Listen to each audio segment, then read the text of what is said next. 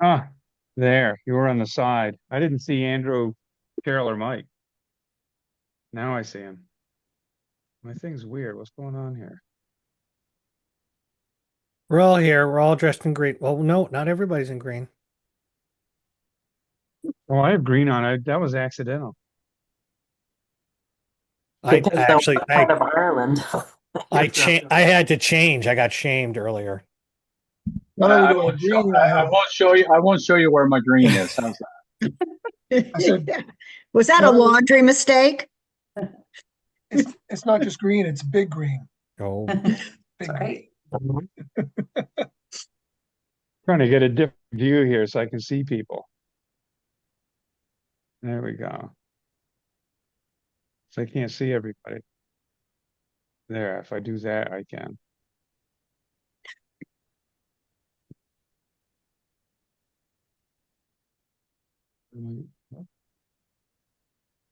Guess that'll work. All right, so we all set? Let's bring the March 17th VEHI board meeting to order. The at I don't have a time on here, 6:3:02. And the first order of business is review and adopt agenda. Do we have any changes anybody wants to make to the agenda? Then I'll take a motion to accept it as written. Lisa, Second. second. Gerald, all those in favor? aye. Is there any Aye. public comment? There's nobody else in the room. So we'll move on from that. We will approve the board minutes from January 27th. Those are in the packet. Uh, is there anything in there that anybody wanted to discuss or change? If not, then I'll take a motion to accept them as written. So So moved. moved. Um, all right, I think there were two right on top of each other, so I'm assuming that's a moved in a second. Any discussion about it? All those in favor say aye. Aye. Aye. Review and accept financials for quarter 4, October to December. Chris? All right. So in the packet, you have your memo and the actual financial statements. Um, as expected, this time of year, things are not looking the most positive as they could be. We are basically at a $10.5 million loss on the health program after investments and a $240,000 loss on the dental program. So this compares to so that's a $10.7 million loss. This compares to like a $13 million loss last year. So we're a little bit better as of 12/31 this year than we were the year before, but not significantly in the tune of about 3 million. I do expect, I expected we were going to see this for the first 6 months of this year. I am still hoping that we can end this year with a break even year, that we can make back the $10.5 million loss in the next 6 months with the changes that we have made and the legislative changes that are coming into play. I can tell you that January was a very positive month. The deductibles reset. So a lot of the claims that are going through in January are not paid by VEHI because they're either paid by the member or the HRA account. So January did help us. And I guess it's just a matter of seeing where the rest of the months play out. And I haven't closed February yet. I don't have the IBNR report. I just received the IBNR report. I have it, but I haven't been able to incorporate that, so I'm not really sure where we're at the end of February. But like I said, I guess bottom line is still hoping for a break-even year as of June 30th on the health program. As far as our other non-related non-claims related expenses, everything else is trending fine. We're on target with our wellness budget spend, with our operating budget spend, although these are small numbers in comparison to claims, but everything else is on track. The investments are still trending well. Maybe not quite as much as last year, but we are still seeing, let's see, let me find it here. We're still seeing basically 1.7 million in positive development from the market. We were at 1.8 million last year, so pretty close to where we were at the end of at this time last year. That's really the overview. Does anybody have any questions on the financials or claims related expenses or anything tangential? Chris, I just had a question. Yes, The year-to-year investment return, we have less to invest this year, don't we? we do. So it's So actually doing a little better. the rate of return, yes, is probably actually a little bit better. But our principal is lower in that investment account. Yes. Do we have a feel for what this latest downturn is doing? I mean, I know that's not from the last quarter, but for this quarter right now, for the downturn in the stock market, is that having an effect on us, do you think? Well, I've reconciled through 228. And so as of the end of February, the investments were still strong. Actually, we're getting into more on investments in the next item. You know, investments are one of these things that it's a daily thing that you're looking at. What I will say is that VEHI is invested more heavily in the bond market, which is less volatile. We have seen some downturn in the bond market as well, but the volatility is not as significant as the equity market. So I think you're at 69% bonds, 31% equities. So there's less exposure for that volatility because we do stay fairly heavily invested in bonds, which are more stable. Okay. But yeah, I mean, it's something that I am watching. I not a whole lot we can do about it at this point, but it is something to be aware of, and it could affect our bottom line, at the end of the year. But right now we're still holding okay. So. And we're going to be talking about the investment strategy later. Is that correct? Yeah. Yeah, we have the investment update. The performance report Yeah. is the next item after the Yeah. financials, actually. And I probably jumped the gun with that question a little. That's okay. No. That's okay. So yeah, if there are any more questions, I believe we do a motion, right, for this to accept them. Yes. So if no one has any questions, then let's move it. And was that Lisa was making a motion? Yeah, let's move the question. Second. Second with Cheryl. Okay. Any other discussion? All those in favor say aye. Aye. Okay. Opposed? For my The- notes, would it be okay to just say that the motion is to accept the financials as presented? Yeah. Okay. Yes. Okay, thank you. Thank you for asking that question. The investment performance report. Yes, so that's the next item in the packet here. And, we really are looking at the snapshot as of June 30th of 2025. So this is, some of these numbers are a little bit older at this point, but I do try and build into my memo anything that's currently happening or any big changes since then. So there's the memo, there's the graph. I mean, the highlights are that we held 33.5 million at Vanguard as of the end of the last fiscal year. And then we had 7.8 million in the Wilmington Trust / M&T account. So how that works is that's your Class A funds. So what happens is that we have our checking account at M&T Bank.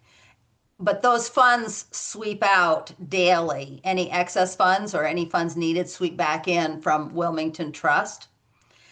We are invested in the Dreyfus Government Cash Management Fund, and the yield on that fund was 4.17% as of the end of last year. It's down a little bit since then. I think last time I looked, it was at like 3.15, which is expected. We're seeing the interest rates coming down a spot. In that's general. It's not just Dreyfus. That's what we're seeing in the market.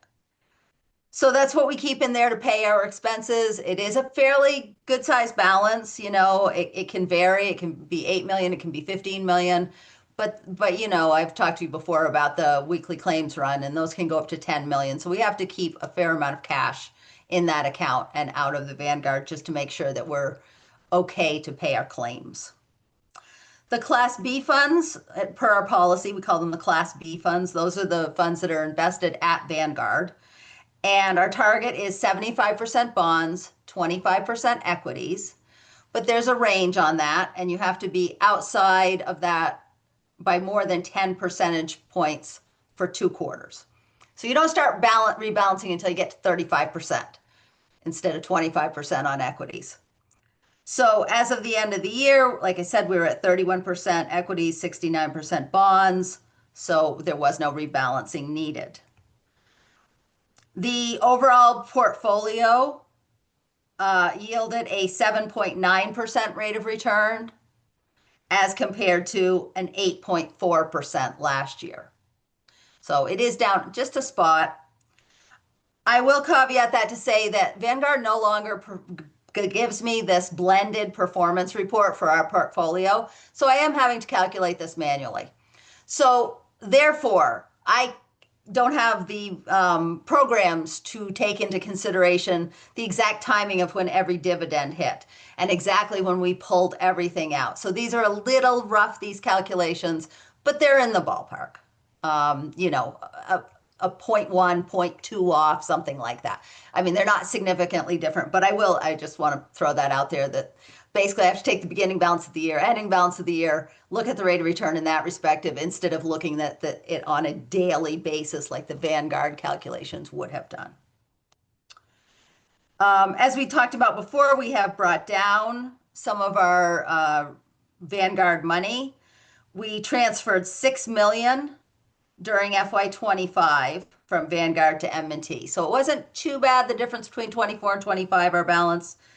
We have transferred an additional 10 million out during FY26. We had to do 2 transfers to pay claims. So, in the last 18 months, we have pulled 16 million out of that account. So just to be aware that, yes, that account is coming down, down a spot. It's probably around the $23 million level now.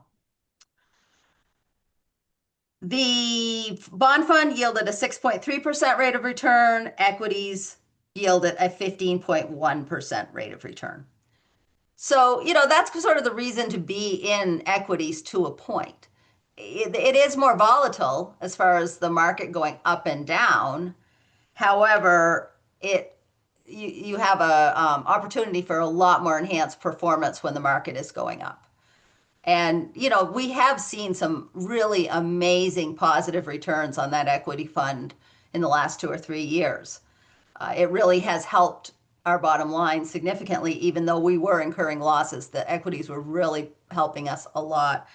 So, I kind of try to think about that when I think about what the equity fund is doing. Even if we show that it's going down in FY26, you sort of have to take into consideration the extreme gains that we've had over the last 3 years.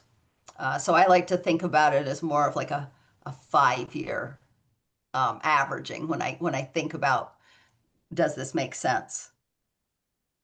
The benchmarks, they were very, very close to their benchmarks. Benchmark was 6.4 on the bond fund. It's 6.3 for ours, and they were right on the benchmark for the equity fund at 15.1%. There's the graphic in there kind of shows our performance compared to CPIU. CPIU was 2.7%. So you can see we did certainly exceed that by 5.2% over that.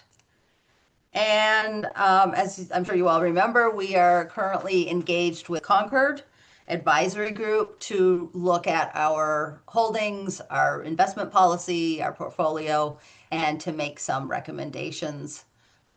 They don't necessarily always recommend at this level what fund to be in, but they make some recommendations about concepts and percentages and things like that.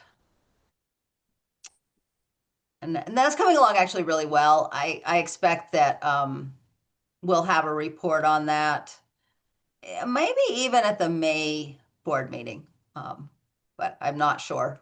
But I know that they're we've met a few times, and I know that they're doing really good work. And I've been very happy with the work that we're getting out of Concord as well. He's really good to work with. Yes, Bobby Joe. I just want to let you know, Mark just called me because he got kicked out. So he's trying to get back in. So I just want to let you know. Okay. Any questions on the investments? Yes, Mike. Well, I wanted to go back to Lance's question about has what's gone on in the market affected us?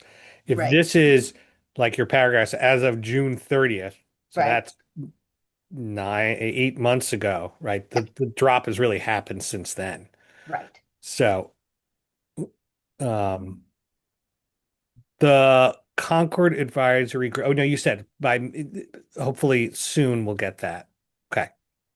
Yeah, that- and actually I was just gonna look, I'm digging here because I'm at my desk, so I have all my information. You know, well, we just went over the financials, and despite the balance, us pulling more money out, you know, we still year to date have earned $1.7 million. So that sort of captures that snapshot between July 1st and December 31st. So the first 6 months of this fiscal year, we are still positive. Interest income is 750,000 and positive market change of 950,000. So so it is still, like I said, as of December, it was still performing okay. And then I know January was fine. I've got February's bank rec right in front of me. Again, it was a small gain. You know, we're not seeing really huge gains, but we're actually are still seeing positive numbers for this fiscal year as well. And as far as this report, the timing of it goes, I am fine with moving this report up earlier on your board schedule if you would prefer that. I think it just was that, you know, we get into rate setting in the fall, and then there's other things on the agenda. So I think it just ended up being in March. But if the board would like to see this report earlier, I'm certainly able to produce it as early as, you know, October even. I would be able to have this ready if that's the preference of the board. And we can fit it into the schedule. But I know that time frame gets tight with rate setting. So. Any other questions?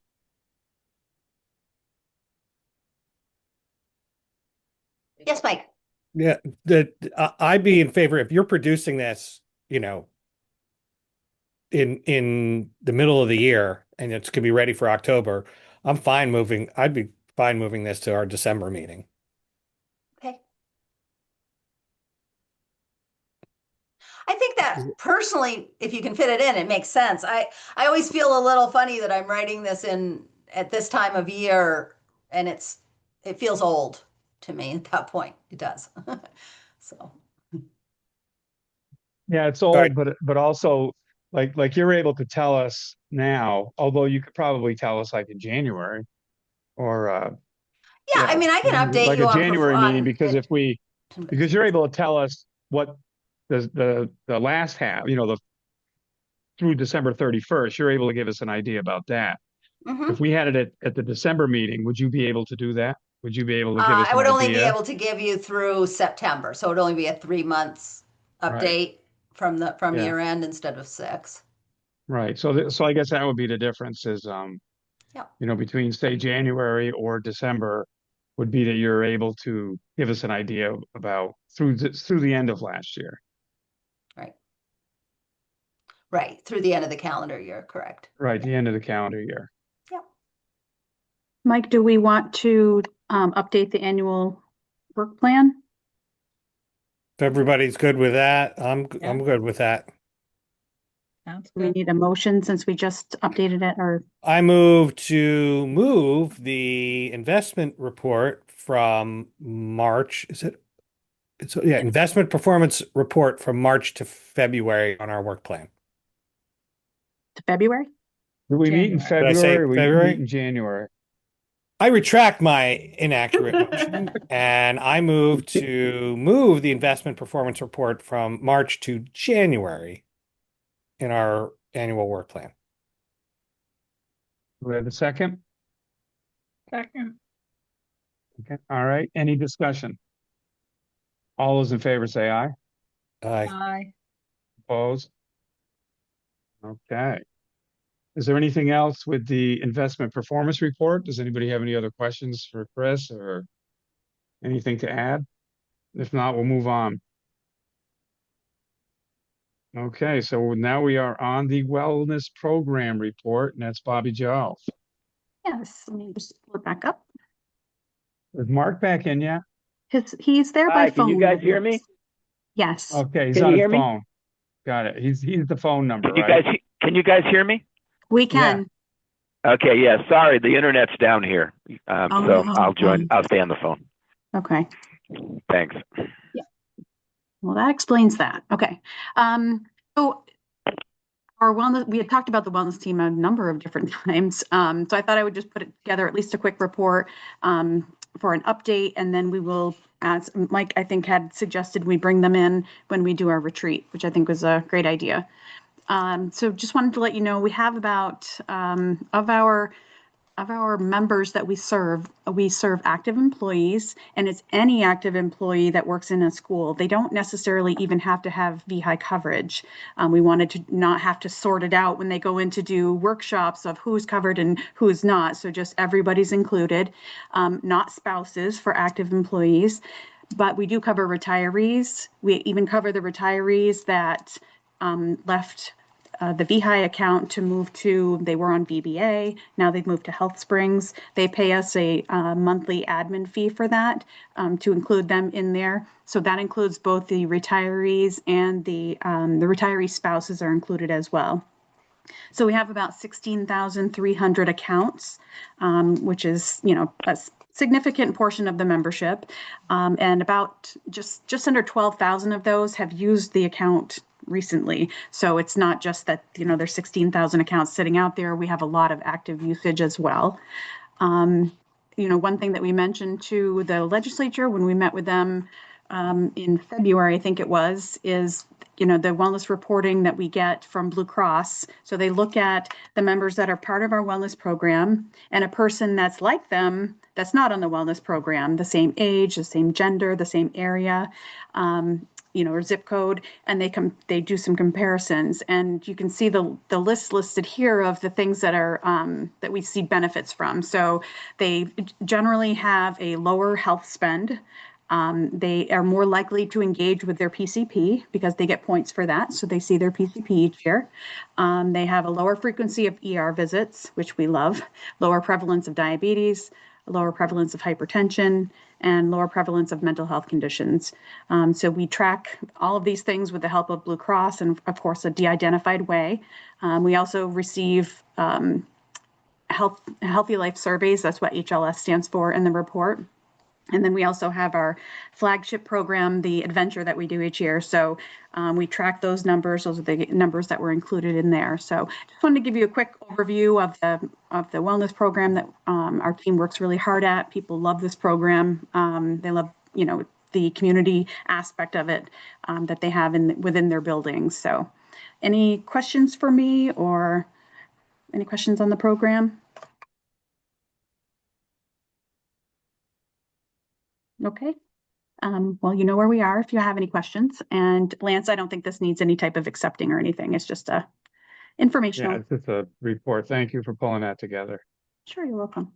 All right. I'm sorry, I do have a question. Is this, who are the vendors that we use for this? Or is there Uh, one? No, well, so we have the team that works at the Visbit office. So we have four Right. people that work there. We do partner with different groups for different things. So we work with Blue House, and they in the Burlington area who does our website. So a lot of this is based on our website. We have, photographers and videographers that we use for the different programs.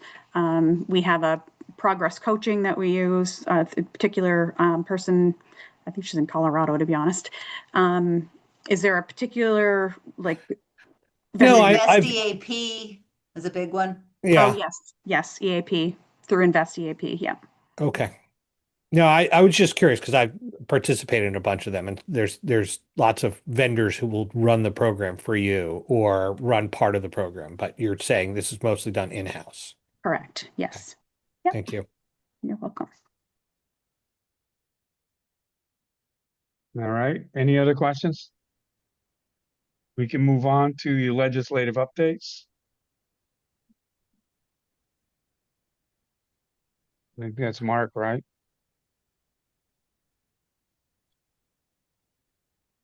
Anyone that has any inside information on that? Mark, can you hear us okay? Mark, you're muted. Yeah, he's muted. Hear me now, okay? Yes. Can you There hear you me go. now? You were Okay, muted. good. Thank you. Sorry about that. So my apologies for the technical failures here. I'm not quite sure what's going on. Maybe high winds. At any rate, so a couple things of note at the legislature. S-190 is this year's sort of big healthcare bill. It was passed out of Senate Health and Welfare last Friday, the 13th, I believe, on a 5-0 vote. And there are provisions in that bill that would begin the process of establishing reference-based pricing for hospital services. You'll recall that Act 68 from 2025 authorized the Green Mountain Care Board to begin developing that methodology for the entire commercial insurance market. Vermont would be the first state in the country to do that once that methodology is enforced. Act 68 authorized the board to have that methodology in place in some form without defining it by FY27 this year's budget orders for hospitals. What's emerging now is that the Green Mountain Care Board has proposed that they cap hospital reimbursements for the exchange plans only at 250% of Medicare. There's an additional component in the bill. If the Green Mountain Care Board orders a budget reduction, and my apologies, I don't have the bill in front of me, so I'm going to be paraphrasing. Some of the details may be a bit off, but I think I'm getting the big picture correct. If the board orders a budget reduction of a hospital or any number of hospitals, those hospitals would begin to meet that obligation by reducing any service charge that is above 500% of Medicare to 500% of Medicare. And we know from recent analysis done by Blue Cross of Vermont, looking at lab expenses or lab charges and radiological charges, some of those service lines are exceedingly high and well above 500% of Medicare. So by way of example, if a board was ordered to reduce its budget and had to begin, as I said, by reducing reimbursements that were above 500% to 500%, those lab and radiological services would certainly be something that the hospitals would have to look at.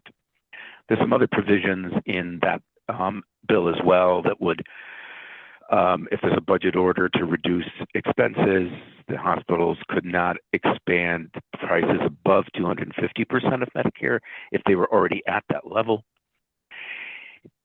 There's some integration of those two provisions, the 250% cap for the exchange plans and that second provision that I talked about with the 500% threshold. I won't go into those at this point in time, but if that second provision comes into effect for any hospital, particularly for some of the larger hospitals where we incur most of our claims, for example, at the University of Vermont Medical Center, that could be a very significant savings for us. So obviously we'll be watching to see how that all sugars out during the hospital budget hearings that are coming up this summer, with budget orders coming sometime in the early fall. Trying to think if there's something else around RBP in that. It looks now as though these initial steps that the Green Mountain Care Board is proposing for RBP is the prelude to a more major action for the entire commercial insurance market for FY28. So it appears as though what was slated to begin for the entire market in a more, let's say, ambitious sense in FY27 will now go into effect instead in FY28, with these steps that I discussed being the Green Mountain Care Board's first steps in the direction that the legislature set last year. So let me pause there for a moment and see if there's any questions about that. And I can send you the link to S190 if you'd like to see that language in more detail. But it's an impressive start, and hopefully it's going to yield some real dividends for us.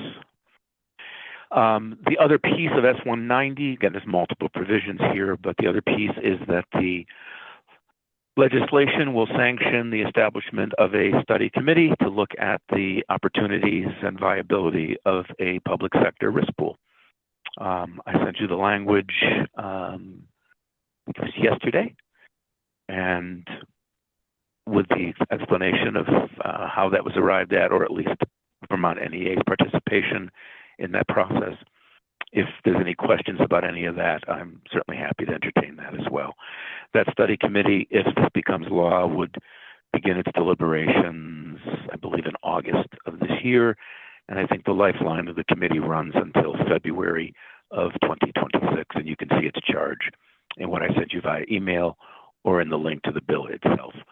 And the committee would be chaired by the state treasurer or the state treasurer's designee, and there would be an equal number of union representatives and employer representatives on the committee, and there's an appropriation to help the committee hire appropriate expertise or consultants to guide its work.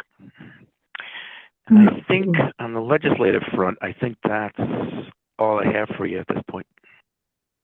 I just put a link to that, to the bill. It's Thank just you. the link that you sent us, Mark. So I just Thank put you. that in the chat if anybody wanted to grab it. Do we have any questions?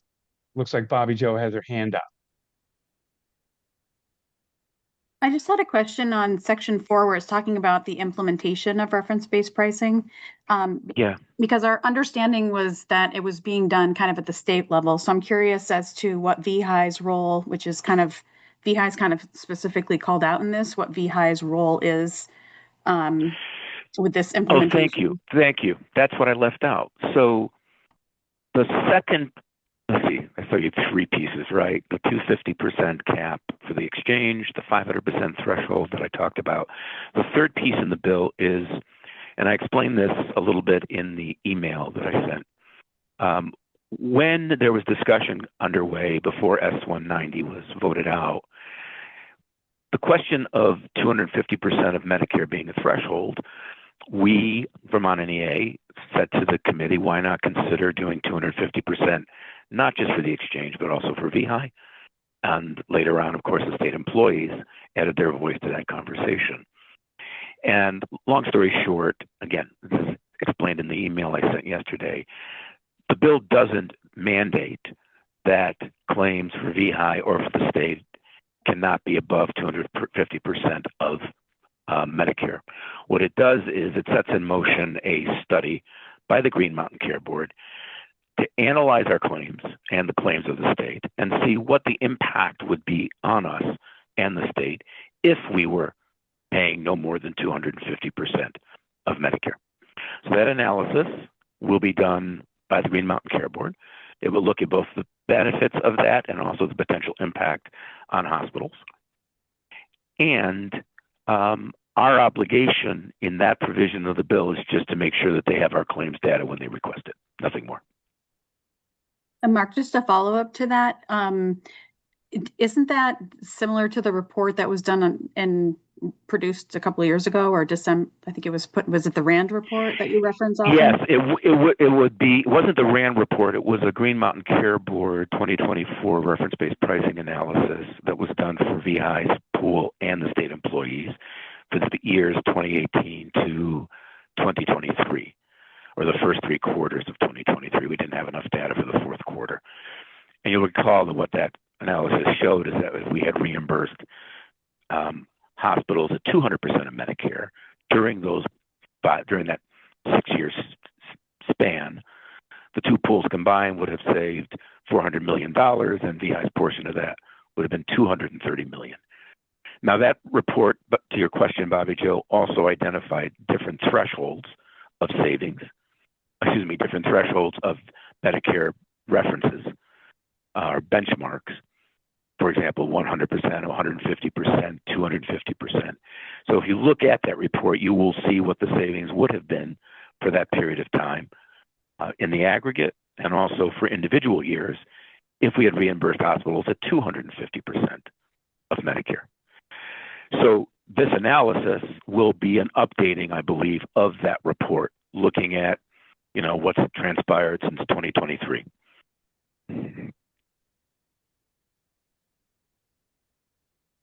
But again, to your first question, our obligation or our role in this is simply to provide access to our claims when we're requested to do so.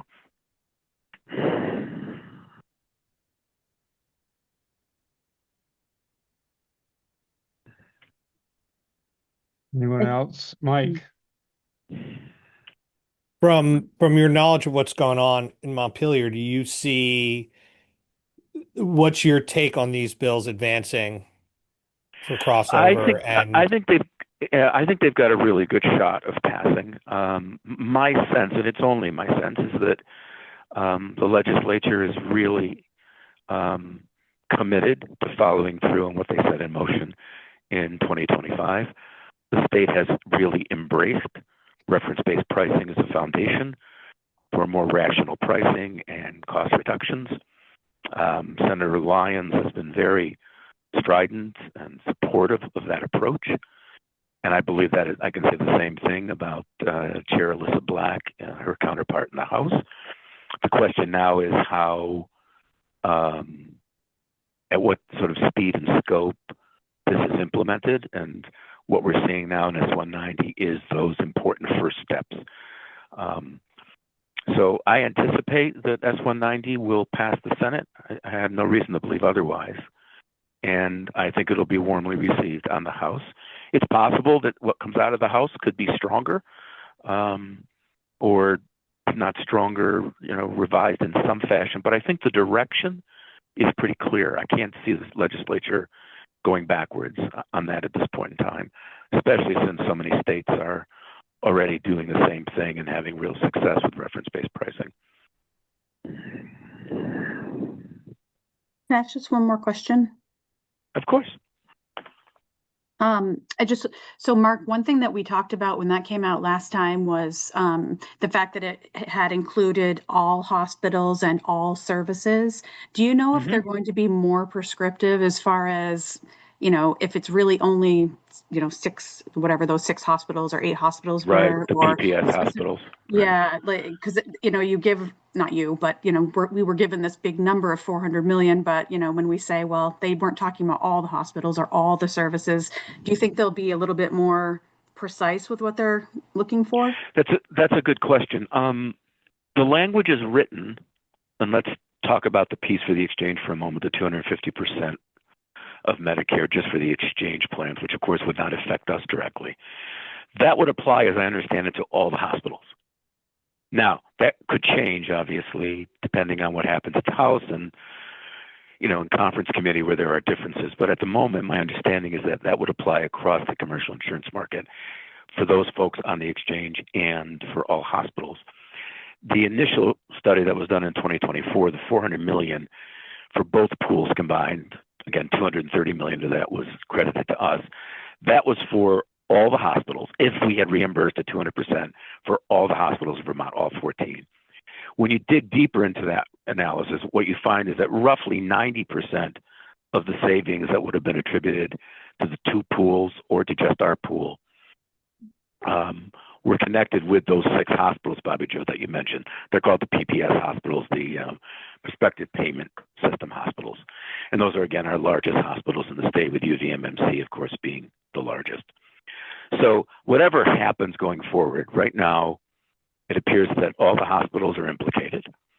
There's a direct connection to the budgetary guidance that's coming from the Green Mountain Care Board for the FY27 hospital hearings, budget hearings. What's really interesting about that budget guidance that's been issued is that it's calling for a negative 1% for commercial payments. The board would like to see the commercial payment revenue, what we pay and other commercial payers pay, reduced by 1%. So if that budget order holds, as it is now, then it's very conceivable that the second part of S190, that 500% section, could come into play for some hospitals. What was also explained to me, I think I'm getting this right, is that once hospitals institute the 250% for the exchange, if the budget guidance stays as is, after doing what the exchange rate is, after doing what's required of them in S190 for the exchange, if they are still not at the minus 1%, then they would then have to institute that 500% trigger in the second provision in S190. So we're going to have to wait and see about how all that obviously plays out in time, and we'll learn more once the budget orders are being deliberated on. But as things stand now, the RBP is going to apply across the hospital market as it's instituted. And the 500% would be for all services, not just for labs or radiological services, which is where Blue Cross is focusing some of its attention at the moment, and rightly so. Blue Cross estimates that if you reduced reimbursements to hospitals, I think for lab services, at 300% of Medicare and 500% for radiological, it would save its book of business, just the Blue Cross book of business, $100 million a year. And obviously, a significant amount of that would be attributable to our pool because of our size. Does that answer your question, Bobby Joe? Yes, thank you. Okay, thanks. I do Anyone have else one more have question. Oh, sorry. Oh, go ahead. I'll- No, you go ahead. I was just going to Yes. ask if anybody else had a question. That's all. I don't want to block any board members if they have any questions. I just had a follow up on, so page 17 of that is talking about the Public Employee Health Authority. In section, hang on, sorry. It's listed under G on page 17. It's talking about. I'm sorry, I don't have it in front of me, but keep talking. Okay, yeah, I think you'll know where I'm going with it once I say. Okay. So it's asking about access to information, and this is regarding the Public Health Authority, and it mentions commercial health insurers, third-party administrators, and it lists VEHI specifically, but it doesn't list the state of Vermont. It doesn't list any of the other, UVM or any of the other like hospitals, or not hospitals, excuse me, colleges or anything. So I'm wondering, does VEHI need to be called out separately, since usually that information is requested of Blue Cross because it's typically like claims related information? I'm just curious why VEHI here I am. listed specific. I'm looking at it right now. Access to information, commercial health insurance, third-party administrators, the Vermont Education Health Initiative, clinical and analytical vendors. So as I read this, and perhaps it needs to be refined, but all of the public sector insured populations are under contract with Blue Cross or Cigna, or they're working with third-party administrators of one kind or another.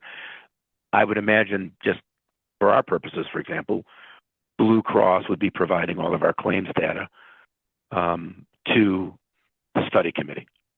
We may be asked for other data that is not warehoused at Blue Cross. They may want to see some of our remedy documentation, maybe our hinge contracts, that kind of thing. But the claims data, which I think is going to be really central, is probably going to be coming from the commercial insurers as I read this language. It would just seem that it would either include all employer groups or no employer groups. Just Right. It seems weird that VEHI is called out specifically when there are other employer groups. Well, we're not an employer group, right? The employer groups would be the University of Vermont, the state college systems, the state of Vermont, the school districts. Their claims data is all with Blue Cross, right? The VEHI has contracts separate from Blue Cross. We wouldn't be providing claims data to this study committee because we don't house the claims data. But we do have data that's separate from claims data that may be of interest to the committee. All the employer groups have contracts with a third-party administrator, and in most cases, that's Blue Cross.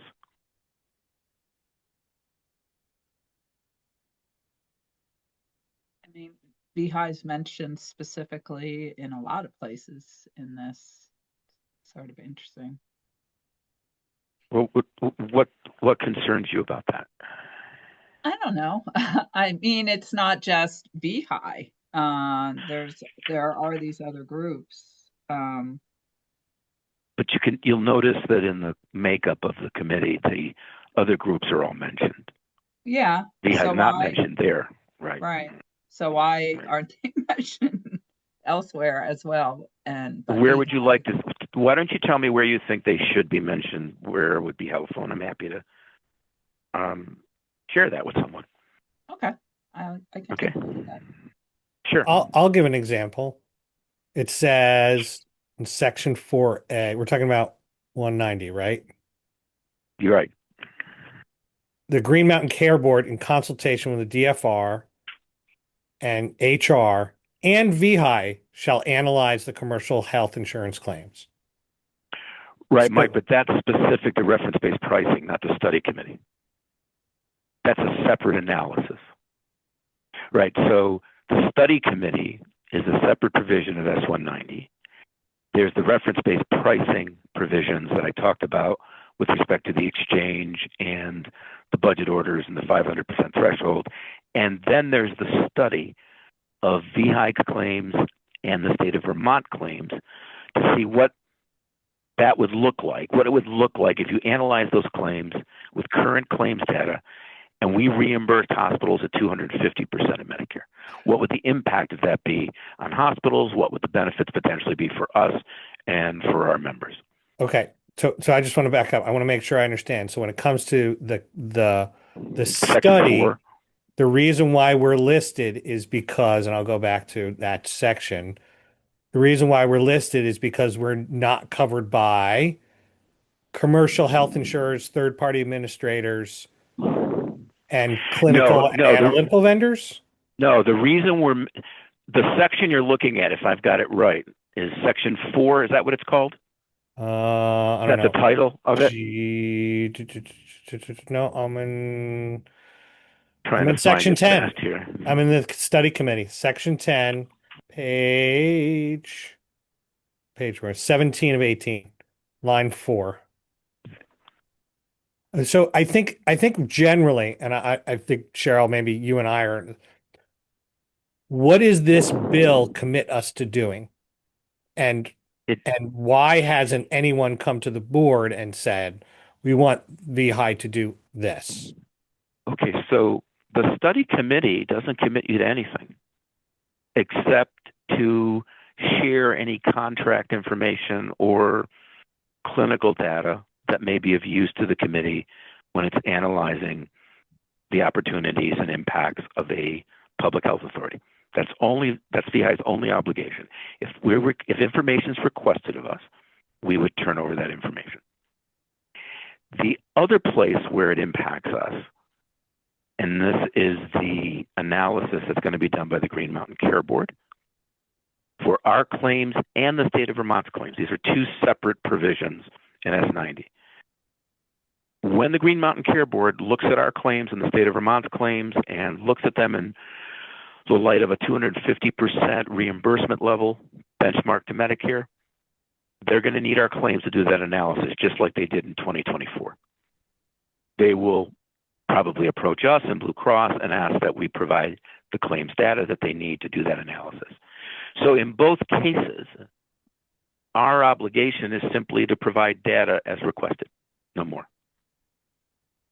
We're not being asked to police any particular provision. We're not being asked to enforce anything. We're not bird dogging any kind of reference-based pricing law. We're just turning over data if we're requested to do so.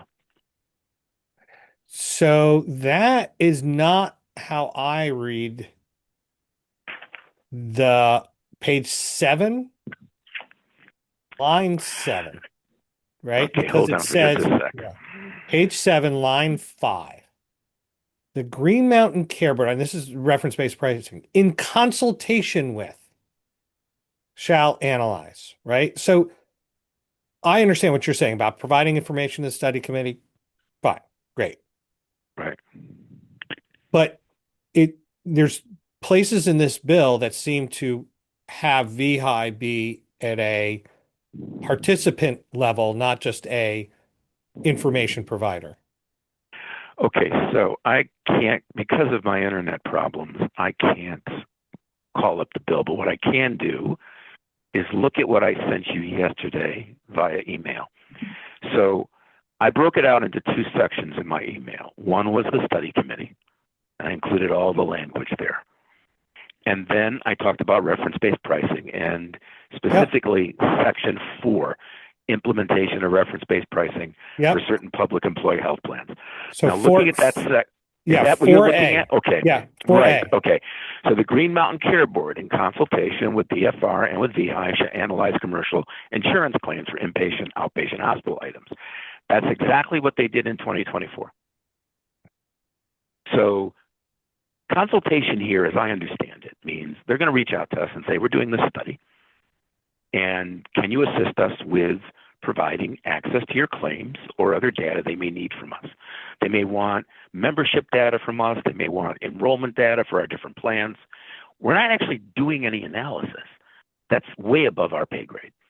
What we're going to be doing is providing the Green Mountain Care Board, and this was their language, providing them with the data they need to do this analysis.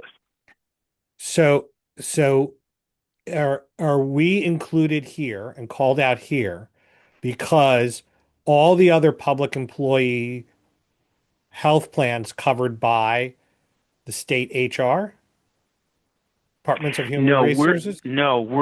We're called out here because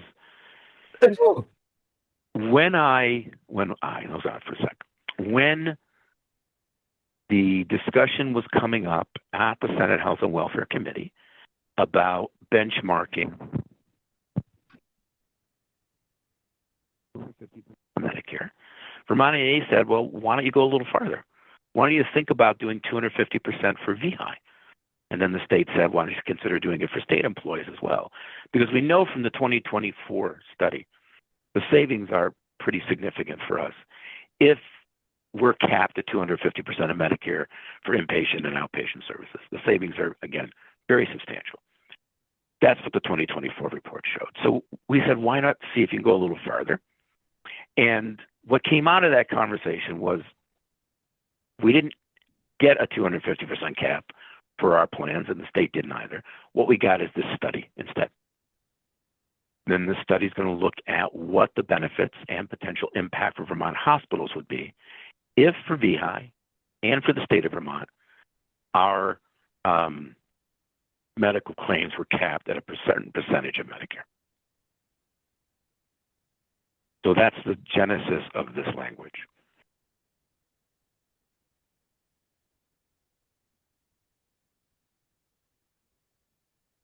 And you'll notice the last line in that section A speaks to providing the board with access to claims data necessary to perform the analysis. We're basically a conduit of information to the Green Mountain Care Board so it can conduct another reference-based pricing analysis to see what the benefits and impact would be of referencing our claim payments, our hospital inpatient and outpatient payments, And to some threshold of Medicare. maybe you answered this and I just didn't understand it, but public employees' health plans are either in VEHI or in the state employees' health benefit plan. Or they're with the University of Vermont or the state college system or with the municipals. There's a lot of public sector healthcare plans that have nothing to do with us, of course. VEHI and the state employees are just two components of a larger public sector world. Our pools are the largest in the public sector, right, with nearly 60,000 lives. So the impact of reference-based pricing for our two pools would be significantly higher than it would be, for example, the University of Vermont or for the state college system. If you put all of us together, obviously, then that pool is much larger. But the public sector as a whole, right, is spread out, if you will, divvied up among different commercial payers. And forgive my ignorance, but the state employees health benefit plan, is that administered by the Department of Human Resources? That's correct. They're the management team that Bobby, Joe, John, and I are for VEHI, if you will. And they are self-insured as we are, and their TPA is Blue Cross, just as it is for us. So our pools have a lot in common in that respect. And remember, it was VEHI and, I should say, Vermont NEA and VSEA that first moved together on the reference-based pricing initiative back in, I think it was 2022, 23, when we first approached the legislature to do the study that eventually came out in 2024. So we've had our eye on this ball for a while. And again, as the 2024 analysis shows the savings for us, we're talking literally tens of millions of dollars if we were benchmarked to 250% of Medicare. That could be very significant for our members and for our school districts. Chris? So yeah, so my question in listening to everyone speak on this is, or my point is more around the public sector analysis, not the reference-based pricing part, because I understand that the reference-based pricing, they're looking at more of a limited scope. But when they're forming a committee to do the study to see about the viability of a public sector pool, we would want to make sure that it's very clear that they're bringing in these other groups, like the municipalities, like the cities and towns, to perform that pool, because of the point I made before about the risk being different, the risk factors being different for those populations. So if they only study the state employees and VEHI's employees to evaluate what a public sector pool would look like, then that's omitting a huge amount of risk that isn't being evaluated. So there could be some surprises. Right. I understand your point. If you read the language that I included again in the email, and you may have the link open. So I'm not sure. Just let me ask you, Mark, did you send that to me? Because I don't think I got that. I'm sorry, Chris, I did not send it to you. I will correct that error after we're done talking. Then I can every public sector employer is included in this study, and all of their claims data will be part of that study. And one of the duties of the committee is to look at the challenge of monitoring and managing fiduciary risk. And that would be across the public sector. So when we're talking about the public sector study committee, we're talking about all the players, not and just because I haven't been able to read that, I'm just not sure if that's clear. So I would like to see that, make sure that section is clear in the bill, that it is including at that point everyone, because I know they're two different subjects, but when the reader keeps reading and this is about reference-based pricing and there's no mention of the league or anybody like that, the cities and towns, I get concerned. Yeah, I'll send you the language. Your question's a good one, and I will send you it right now. And you'll see that everyone is listed in the composition of the study committee. And so all of them would be taken into consideration. All those factors that you mentioned would be taken into consideration. I'll send it to you right now. And I want to reference, sorry, I just started speaking. Where's my hand? You're good. that you did have a conversation with Mark Koenig, who I works did. for the VSBA, who is on board with looking at the larger pool. Well, Mark said to me, and this is in my email, that he couldn't see a reason why they'd be opposed to studying it. That's a politician's answer right there. I don't know. I mean, there was There no. is. I mean, I didn't read any anxiety or panic or, concern, if you will, in his demeanor or in his words. It was a very cordial, civil conversation. We hadn't seen each other in a while. It was nice to catch up. He's obviously in a new job and probably feels like he's drinking from a fire hose every day. But it was a really nice conversation, and he reminded me that it had been the school board commissioners who were seriously interested in the concept of merging VEHI and the state employees.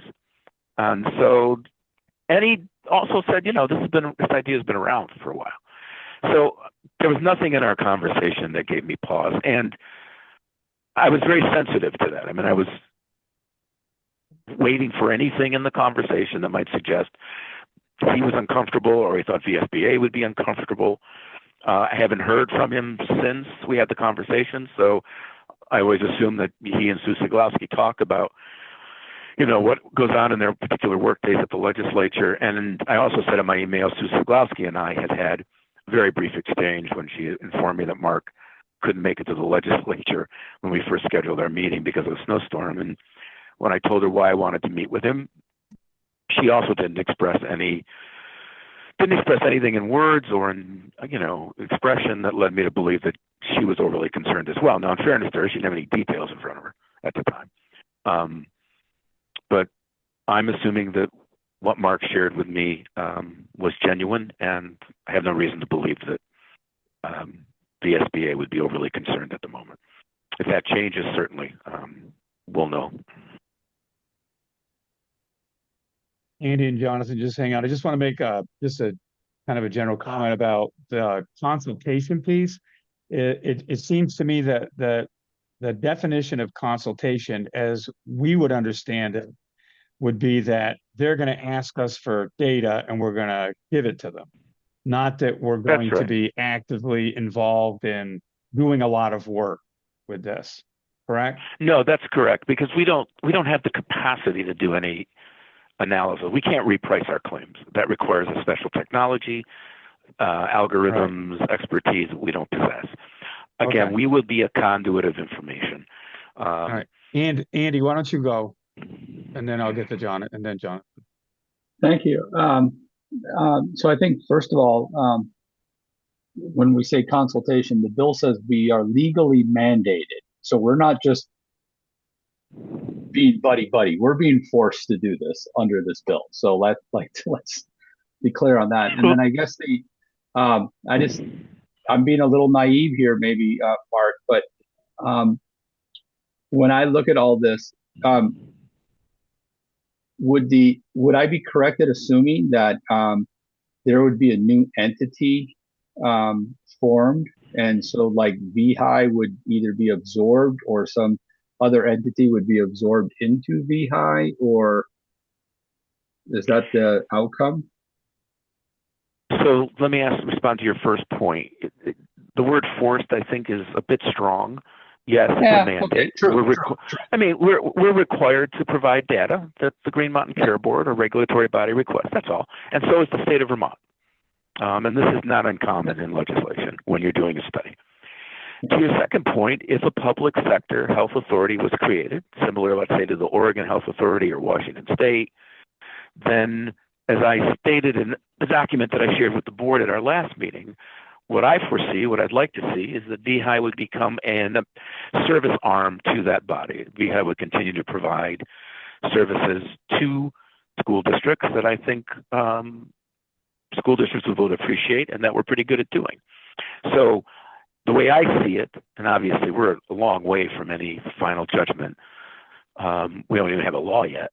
But let's assume this goes into effect. There's a study, they make a recommendation, then there would be a new entity for the design and management and fiduciary analysis and risk management for the public sector as a whole. And VEHI could have an important role to play as a service arm to school districts in that. So then, just as a follow-up, what happens to VEHI's financial holdings? I don't know. Good question. I don't know. And that question obviously would probably apply to others in the public sector as well, but I don't know to what degree.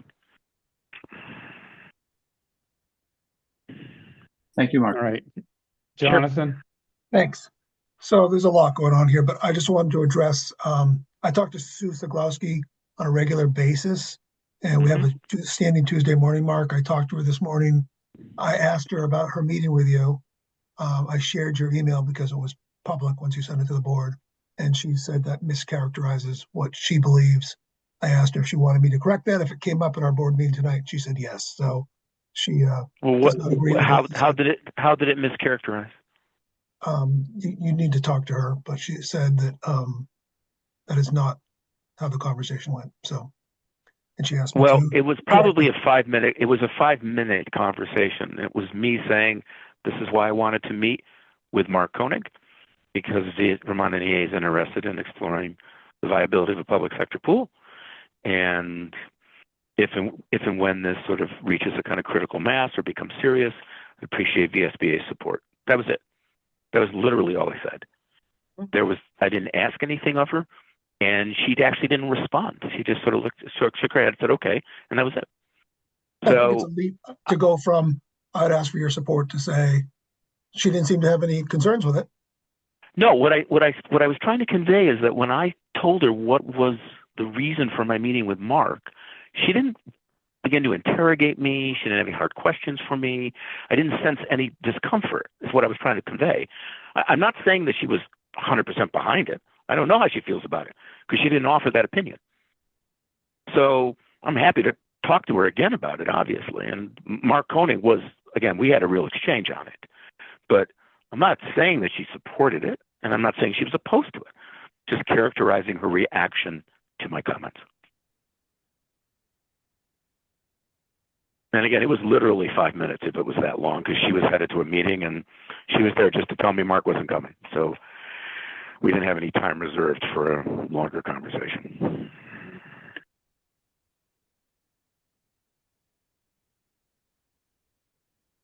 Jonathan, is that it? Yeah, I just wanted to correct that. Okay. Carol? I just want to go back, the comment that the Vermont NEA supports this idea of this public sector employee pool. And I get worried, I'm concerned about the impression that VEHI is so participatory in all of this based on what we see in the legislation. And I'm not sure, do we believe this really would be better for our VEHI, our pool, and our members? It does give very much the impression that you said clearly that the Vermont NEA is in support of this. We're not the Vermont NEA, we're VEHI, and I'm a little concerned is it's getting a little mixed up, I think, in this legislation with VEHI being so participatory in all of this, called out specifically so many places and where others are not. So, well, you're participatory only in the sense that you would provide information to the committee if asked. That's all. And I see VEHI in access to information in the study committee language. I'm scrolling up quickly here. And I don't actually see VEHI mentioned. Hold on. I don't see VEHI mentioned anywhere else, except in that one section. Now, Vermont NEA, the State Employees Association, the School Boards Association, League of Cities and Towns, they're all mentioned, of course. But there's, again, Cheryl, I may be missing it because I'm going fast here. But there's only one reference to VEHI in the study committee language, and that's the access to information. That's all. There's nothing in this language that even suggests that VEHI supports this or endorses it. We're just a conduit, again, of information if we're requested to do so. I think Blue Cross is probably going to have the heavier lift on our behalf. And with respect to the reference-based pricing study, again, similar to 2024, we have to be mentioned because it's our claims and we're going to be impacted potentially by the results of the second study.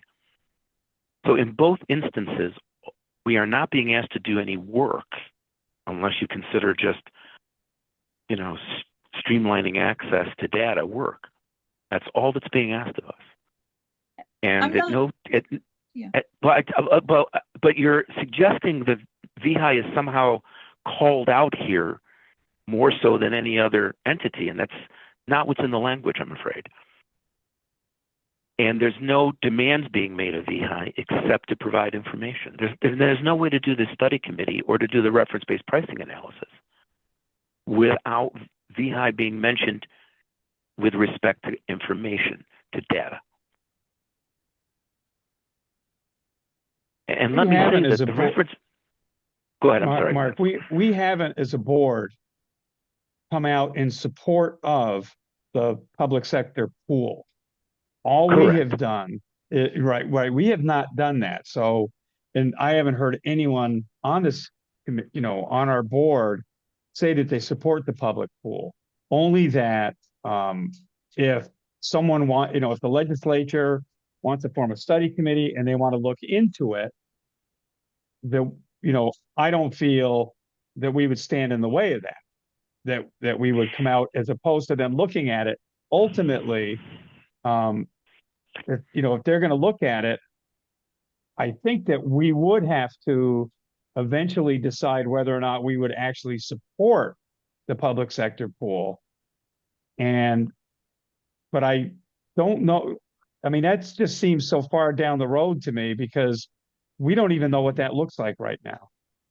Right, all we know is that someone wants to look at it and they want to look into it.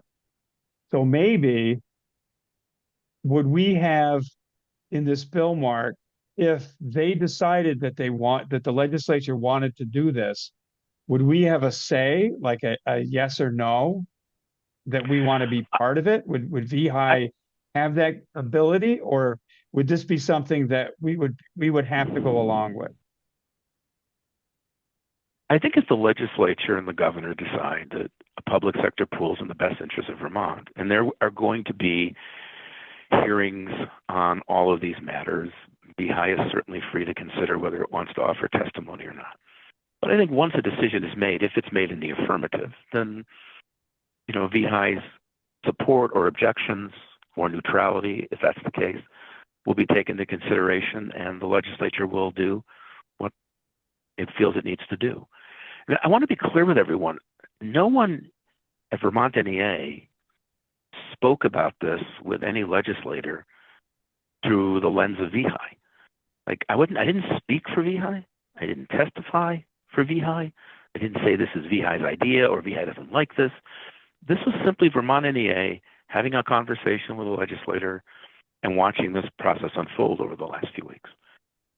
So I fully understand that VEHI has not endorsed this. And in fact, at our last meeting, if you read the minutes, it says that VEHI really was not going to get involved in this at this time, and that this is more a matter for Vermont NEA and VSBA to take up if they were interested. And so that's what Vermont NEA did. We took up the matter. We talked to the legislator. You see the language that has emerged. So I am at an arm's length from VEHI, if you will, in this conversation with the legislature about a study committee. What will happen in the future remains to be seen, and my crystal ball is no clearer than yours. But at this point in time, to your point, Lance, this is simply a study, and we are simply a conduit of information if we're asked to be. That's our only responsibility, and we are not singled out more than anybody else in this particular bill. Okay, so I have Lisa, Suzanne, and then Mike. So Lisa, go ahead. I guess my question is, how on earth do we know if it would benefit VHI if we don't engage in this study? And I mean, I guess that's a rhetorical question. Um, that that's primarily without the study, we're we can't really make an informed decision. At least that's my understanding.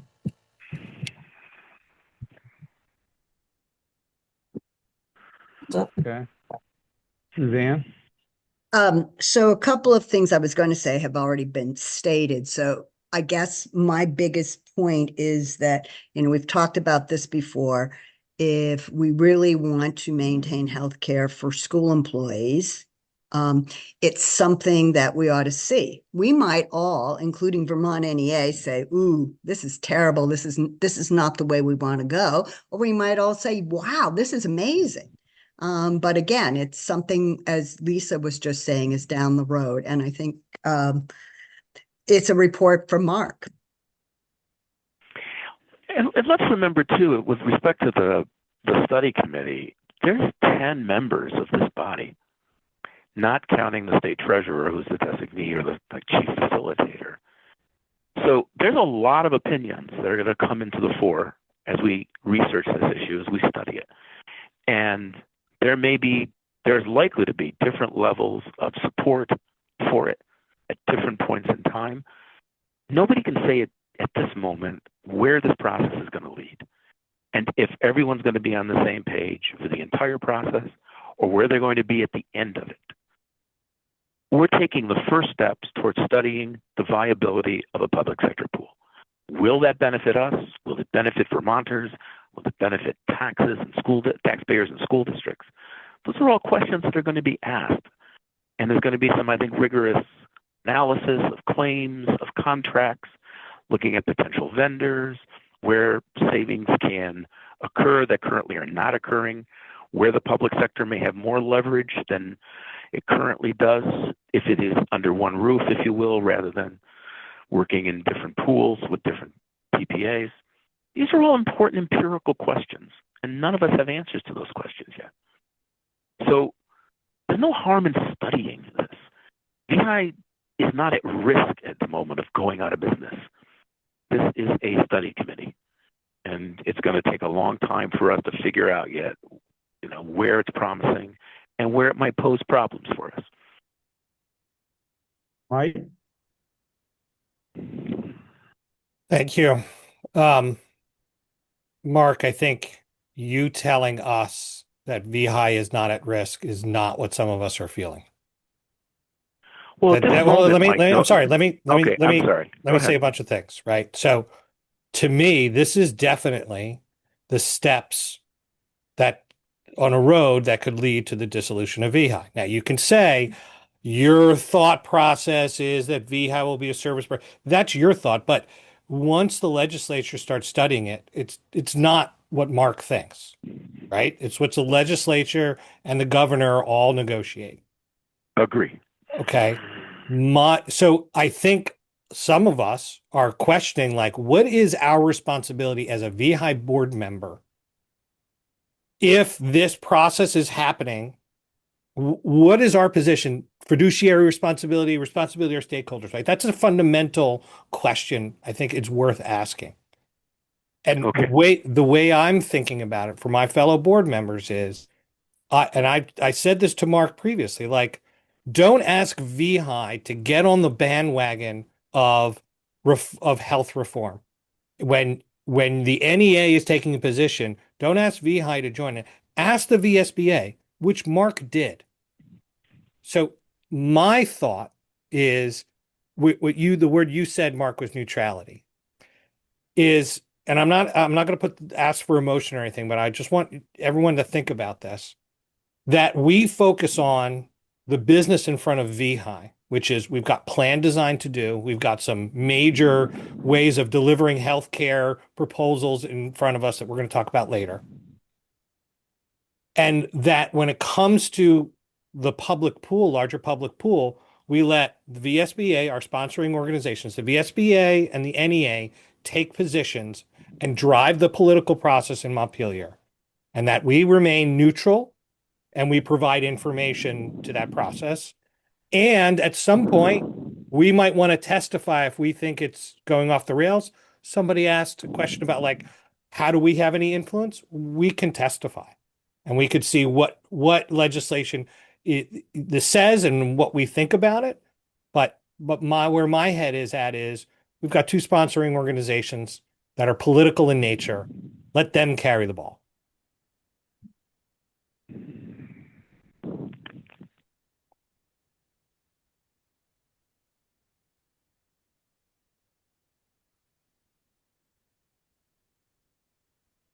Trying to unmute myself.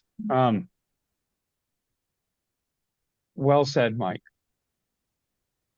Does anyone else have anything to add to this? We are currently behind right now.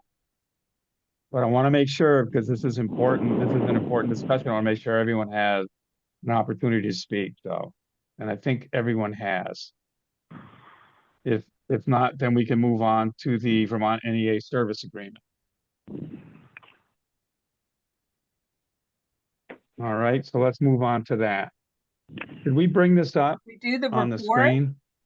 Did we Huh? review and accept the Vermont NEA report? We changed the agenda from the original, the one that was sent out. Oh, So we that did. I'm Oh. sorry. Yeah, so we had to take that off because that wasn't actually due until our May meeting. So Okay, doing Yeah. that. Okay. yeah, sorry about that. Yeah, I just have the review of the Vermont NEA service agreement. Okay. Did Sorry. you want me to share the screen, Lance? Yeah, I think maybe we should have this up. Yep. For folks to look at. And who's going to be talking about this? Who wanted this in there? Mike, was this you that wanted to review this? Was it Cheryl? Yeah, so this is actually something that came up. Wait, we're talking about the NEA contract, right? Yeah, there we go. Yes. Yes, this was something that came up months ago. Oh, when we were doing VisBit, we were talking about a true up, and then this came up for renewal last year. And the question came up, wait, this is structured differently. There's no true up. It's not, it's a portion of mark. It's structured differently. And I looked at the contract, and there's actually timing in here. Like if we want to change this, we have to do it early. So that was why I requested that we add this to have a discussion about how this is structured and whether the board is interested in making looking to make any changes to how it's structured. Okay. So have people looked at this because it was in our packet?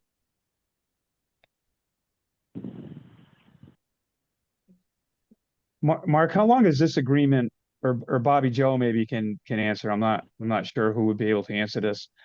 How long has this existed without changing, without any changes? Oh boy. I think the last time it went through some significant changes was around 2016, 2017. There was a point in time when the amount of money the Vermont NEA was being reimbursed was cut pretty substantially. And I think that was the last time this agreement went through any kind of substantive revision, particularly the section on page 2 that lists the sort of major duties of Vermont NEA numbers 1 through 9. I don't think, again, my memory is a little vague, but I think it was around 2016, 2017, thereabouts. Okay. And I'm just looking at it on my own screen so I can kind of go up and down. So what's our pleasure here then? What do we want to talk about? I thought the written quarterly reports was introduced during my tenure. That's all I would say.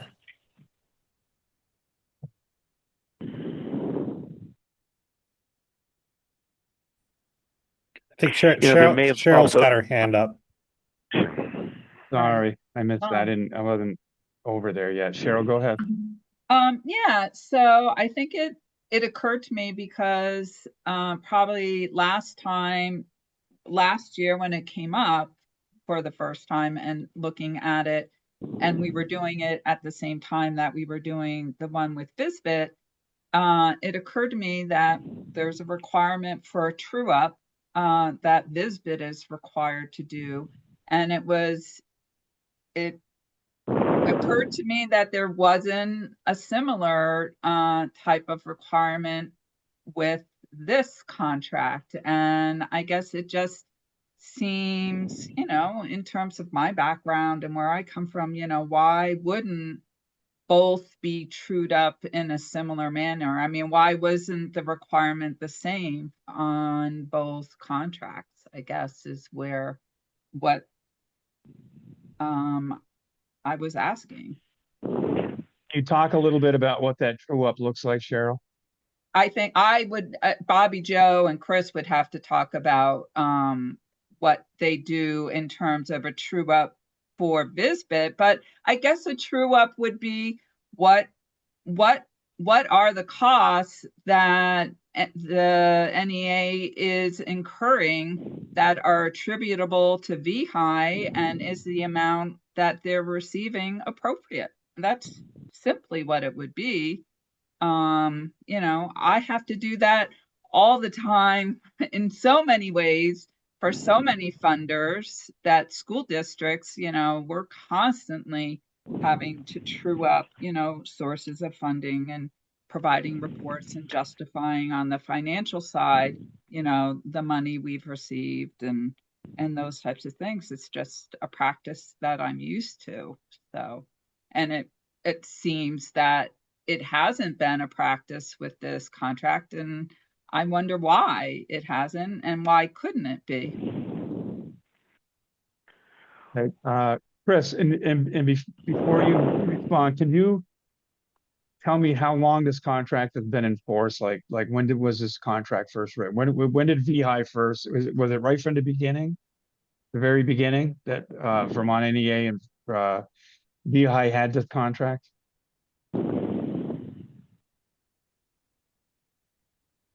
Well, I think Vermont NEA and VEHI always had a contract. It wasn't always in Okay. this format. Okay. When the contract was first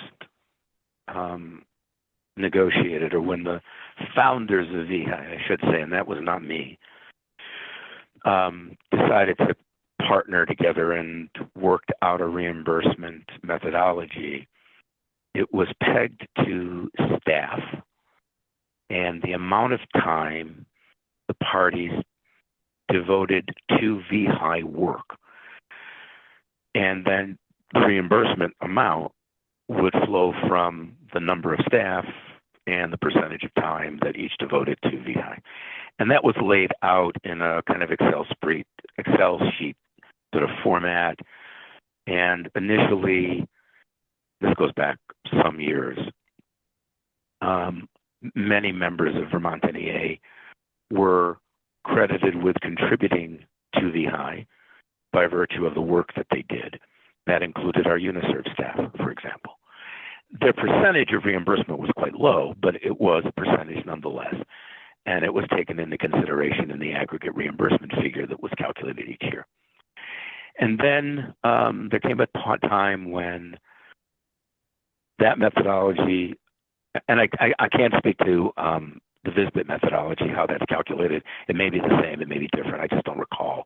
But that's how Vermont NEA originally, for most of VEHI's existence, was reimbursed. And that ran for roughly 20 years, I think. I want to say again, 2015, 2016, when the governance structure of VEHI changed. The methodology changed. And we went to a system where VEHI's reimbursement to Vermont NEA was pegged almost exclusively to me, because 85% currently of my time is reimbursed by VEHI. There's a small percentage, I think, for Mary Graves, our business manager. That's and there correct. may be a small percentage, in there as well for my administrative assistant. I don't remember the exact amount. Those amounts, that's a percentage, is pegged to our income, our salary. So you may recall not too long ago, our reimbursement amount, I think, actually decreased from one year to the next because we hired a new staff person whose salary was less on our salary schedule than the previous person. So if Cheryl, if what you're talking about with reconciliation is, we started the year with Mark Hage, Mary Graves, and Everingham being reimbursed in accordance with a certain percentage of their time indexed to their salary. Over the course of FY, where are we, 26, did that staffing pattern or staffing time change, which would have meant either Vermont NEA was overpaid based on that methodology, or perhaps it was underpaid because we may have hired someone to replace Ann, let's say, or Mary, and they may have come in at a higher salary, which would again change the percentage that that person would be reimbursed according to the system we now have in place. If that's what you mean by reconciliation, we can certainly talk about that. It's not very common that we have staff changes from year to year. Nonetheless, to your point, that is how we would, I think, reconcile the amount on a year-to-year basis, because again, it's pegged to staff positions and salary. So I agree with you, Mark. I think the only thing that you missed in that was there is a provision. I can't remember, maybe $10,000 for travel and expenses. You know, that's interesting. I had completely forgotten that, and I've never taken advantage of it. Well, we don't know that. See, so if you're not putting in any mileage to the Vermont NEA, then we should not be reimbursing the Vermont NEA for mileage. So I guess my question is, Chris, is that mileage, Kitty, is that predicated on me submitting mileage to VISBIT? No, we pay it to Vermont NEA. There's a portion of that money is paid to Vermont NEA. No, I get it. No, I still get reimbursed for mileage. So yes, okay, that is. So that's just a piece of the true up. That's a variable. The salary can vary. Right. It's unlikely it will because your salaries are set. The travel is a variable. It's small. We're talking small potatoes, but it is a variable expense. Okay. So if I only used $5,000 of travel expenses, for example, and VEHI reimbursed us at 10, that true up process would reveal that discrepancy. Correct. Got it. Thank you. Mike? There's like, I think you hit it the nail on the head where you said it's mostly a percentage of your salary, right? That's the bulk of this contract. And that's what made us stumble, or was a stumbling block when you got a raise or it was negotiated, and it impacted the price of our contract, of our services contract, right? Correct. So something we didn't negotiate is now built into a services contract. That's very different from VISBIT, right? The VISBIT contract is structured based on here's how much services cost to deliver, and here are the services we're going to provide, and here's how much they cost to deliver. Whereas this contract is, we're paying for a portion of Mark, and he's supposed to do these 9 things. Right. My feeling about this, and Mark, this should not surprise you or anybody else on this call, is my discomfort about this arrangement is that most of the information that we're hearing from you over these past few years and on the calls and off the calls is not related to these 9 things. And I'm not saying it's bad work. I'm not saying it shouldn't be work. I'm not saying it's not important, but it's not these 9. And so wait, let me finish. Mark, let me finish. Go ahead. Okay. And so when we're paying your 85% of your salary, the question that I have is, what are we paying for and what are we getting versus what's on this contract? Because it's not, to me, from my impression, it's not aligned. Okay, so just in response to that, when I look at the 9 right now that are in front of me, support, in conjunction with the VISBA Trust Administrator, the VEHI board accomplishing its work. I do that on a day-to-day basis. Assign a trust administrator to collaborate with the VISBA Trust Administrator to facilitate the overall administration of VEHI programs and services. I do that. Serve as a primary contact for visitors as a member of the health program. I do that. In collaboration with the VISBA Trust Administrator, develop, disseminate, and present materials, trainings, and information sessions on VEHI programs and services to school employees and retired subscribers. I do that as well. Collaborate with VISBA Trust Administrator and health plan designs to meet the goals of the VEHI board. We are actively engaged in that right now, and in fact, I've been doing quite a bit of work on that project. Educate school and retired employees on VEHI health plan options, current and prospective, to promote awareness and inform plan selection. Now, I have done that, and I do it when I'm requested to do it. The retired employees probably are getting more of that right now than the active because of the retirement workshops and because they call all the time, or they call more frequently than active employees do. That work used to be far more intense, especially prior to the transition to the high deductible plans and afterwards, of course. I was on the road a lot doing routine educational workshops about VEHI plans. That changed dramatically with COVID. But also, things sort of settled down with statewide bargaining and there aren't as many questions. Happy, of course, to reinvigorate that program if people feel there's a need for it. And if we do go through benefit design changes, we will no doubt have a very heavy educational component to it. I do I help the VEHI board to adequately monitor the successful implementation of the outlined services. I mean, I write written quarterly reports. I do that. And other services as assigned. So, I mean, if you take a look at the 9, I do all that work. So, Mark, I apologize if I implied that you do not do these. What I'm trying to say is what we hear a lot from, and I read them in the reports, right? Reports are aligned to this, which I appreciate.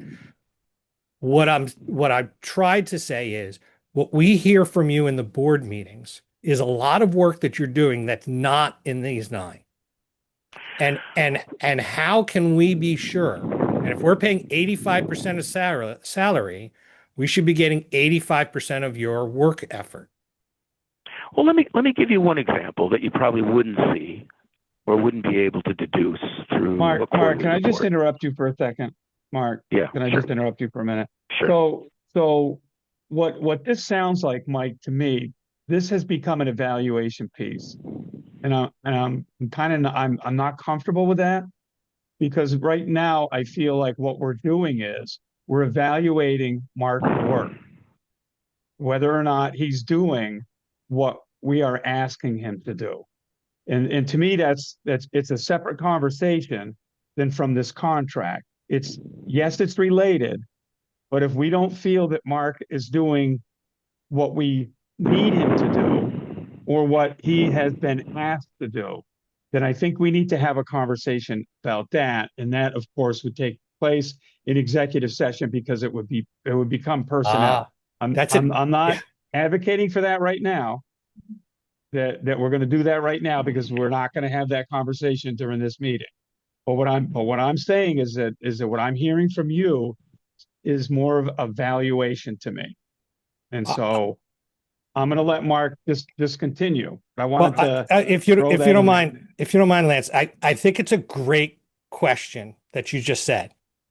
And this is, to me, is part of why this is so uncomfortable. Mark is not our employee, right? This is a services contract. And so if we want to take it, it's a contract matter. If we want to do an executive session, I totally understand that.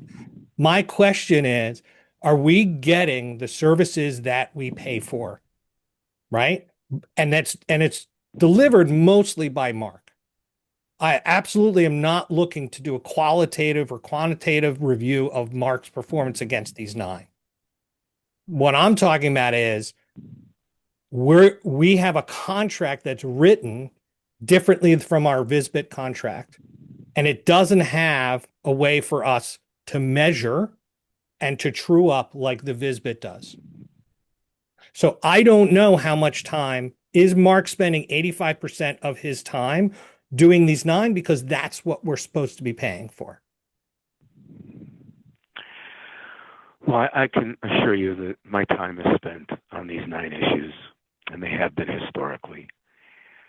The reform work that I do, it gets a lot of attention in the quarterly reports because the world we're living in right now is very different from the world when we were formed in the 1990s and over the course of the last 2 decades. Everything has changed in the commercial insurance market, including the fact that our TPA came dangerously close to fiscal insolvency. Now, it was my understanding that one of my responsibilities, and I take it very seriously, whether it's spelled out here explicitly or implied, is that one of my jobs is to lower healthcare costs without compromising access to high quality care for every single person that we serve and for the school employers who pay the bill or a large portion of that bill. And the reforms that I have dedicated myself to, and they do not, in fact, in terms of meeting time, take up a lot of time every week. They take up a lot of quarterly report pages because there's quite a bit of density to them. And their implications oftentimes could be quite profound for us. I'm going to say this, and that's not something I'm comfortable saying because I don't like to blow my own horn, but there's never been a trust administrator in VEHI who has devoted more time to trying to find solutions to the structural problems that are driving healthcare costs than Mark H. None, not even close. And I say that with the utmost respect for my colleagues on the management team who perform their jobs as defined and who I trust and who I work with closely. And while I probably drive them crazy from time to time, I'm sure I do, I think any of them can speak to my work ethic and my dependability and my ethics as a professional. Now, to give you just one small example of how this can play out to our advantage, even though, again, it may not be spelled out explicitly in this job description, I devoted months of research to alternative pharmacy benefit managers. Nobody asked me to do that. It's not on this list. Nobody else was thinking about an alternative pharmacy benefit manager when I did it, when I started the research. But I literally devoted months of an intense amount of reading, consultations with people I knew and didn't know. And I amassed enough information and felt confident enough to believe that VEHI needed to seriously explore a new pharmacy benefit manager independent of Blue Cross. That the next gen PBM world was promising for us with respect to transparency, accountability, and cost savings. And I brought those ideas to my colleagues, and they agreed that it was worth looking into. And then we set the PBM RFP in motion with Carrie Carmichael's assistance. Now, we'll get to this shortly because it's on the agenda, but that is likely, that process, whether we change PBMs or not, is going to save us several $1 million a year over the course of the next 2 years. That wouldn't have happened, quite honestly, if I hadn't done the research that I did. And it wouldn't have happened if Bobby, Joe, and John hadn't given the thumbs up and agreed to move forward with it. But my research was the catalyst for that. And you're paying $241,000 a year, most of that's my work time, for just one project in this example that will save us millions. And let me also point out that 10 years ago, Vermont NEA was reimbursed $279,000. Excuse me, about $275,000. We're at 241 now. And I'm 70 years old. And I mean, I'd work a couple more years, maybe 3 more years. It's unlikely we will ever get back to that amount where we were 11 years ago. So I say that because I want to be clear that Vermont NEA's level of reimbursement from VEHI has been pretty modest over the last 10 years. And that I have devoted myself heart and soul to delivering the best of what I have to deliver to VEHI. And that the reform work, you know, a number of people dismissed me at the outset when I raised reference-based pricing 5 years ago. It's not a law of the land. And when it goes into effect, and I played a role in that, when it goes into effect in Vermont, it is going to be dramatically impactful for us in the best possible way. I would hope you would want your trust administrators, or at least one of them, to be focused on those kinds of issues and to be devoting some kind of time to bringing them to fruition, because that's what will ultimately allow us to make healthcare more affordable for school boards and for school employees. And yes, the reports in the last couple of years have had a lot about reform, but that's because the world we're living in has changed very dramatically from where we were 10 years ago. Those quarterly reports would have looked very different 10 years ago than they do now. So I would just ask you to keep all of that in mind. I'm not opposed to a true up. We can define what the particulars of that are. But I do hope that there are not people on this board who believe that I am somehow not working hard or not earning what it is you contribute to my keep. Because I tell you, a lot of time goes into the work for VEHI. And I would hope that my colleagues, Bobby Joe and John and Chris, can speak to my work ethic and the quality of my work. I'll leave it at that. And so it's 85%. It was just put in the chat that it's 85%. And if it's a 40-hour week, then it's 34 hours a week. So 34 hours a week. It's actually a little less than that. My contracted time, I think, is 37 point, I want to say 25 hours or 5 hours. So it's 80% of my contracted time. If I work 70 hours a week, I still owe VEHI 85% of whatever that contracted amount is. I don't divide it up in my head like that, right? I don't say, oh, okay, I've reached my 27 and a half, I've reached my whatever the hourly amount is. I've hit my 85%. I'm done doing VI work. I don't do that. I can't do that. It's not how it's not my constitution. The work has to be done. It'll be done.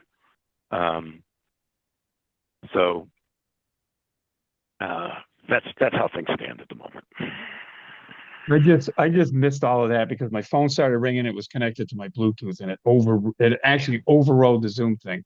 Daryl, did you answer your question? Did you ask your question? Yeah, and I just want to Okay. be clear, it's not it's not a comment on the work that Mark is doing and his dedication and his passion for all of this. It's simply an accounting exercise, and just it occurred to me that we require a true up for FSBIT, and there was never a true up required for NEA, and why wouldn't it be a similar process for both entities? It's not a comment on any of, like I said, commitment, passion, dedication, willingness to go above and beyond. It's just why was this process never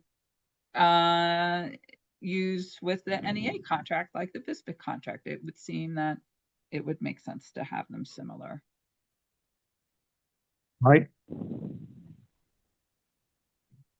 Mark, I'm with Cheryl. I don't think that I'm not trying to impugn your passion and your dedication to serving VEHI members.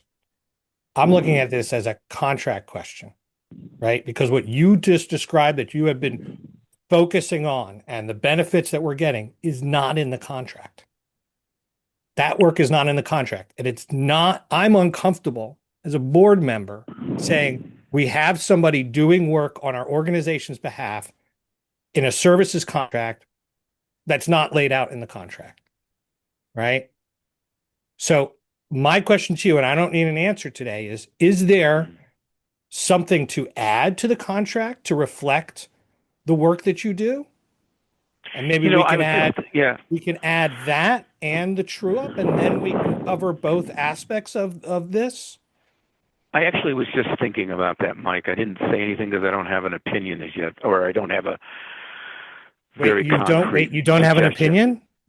I have a lot of opinions, but I have maybe too many. But I think there's a distinction to be drawn between what I a moment ago described as, I think, implied to my way of thinking about my work, and what should be explicitly spelled out in the contract. So, for example, I'm not opposed to, and I've got to talk to Jeff Fannin because ultimately he's got to sign this contract, but I'm not opposed to the contract spelling out that some of my duties will be to advance particular reform initiatives. I mean, in our mission statement, for example, we talk about an obligation to keep our members informed about what's happening in the commercial insurance market, on the legislative front with respect to regulation.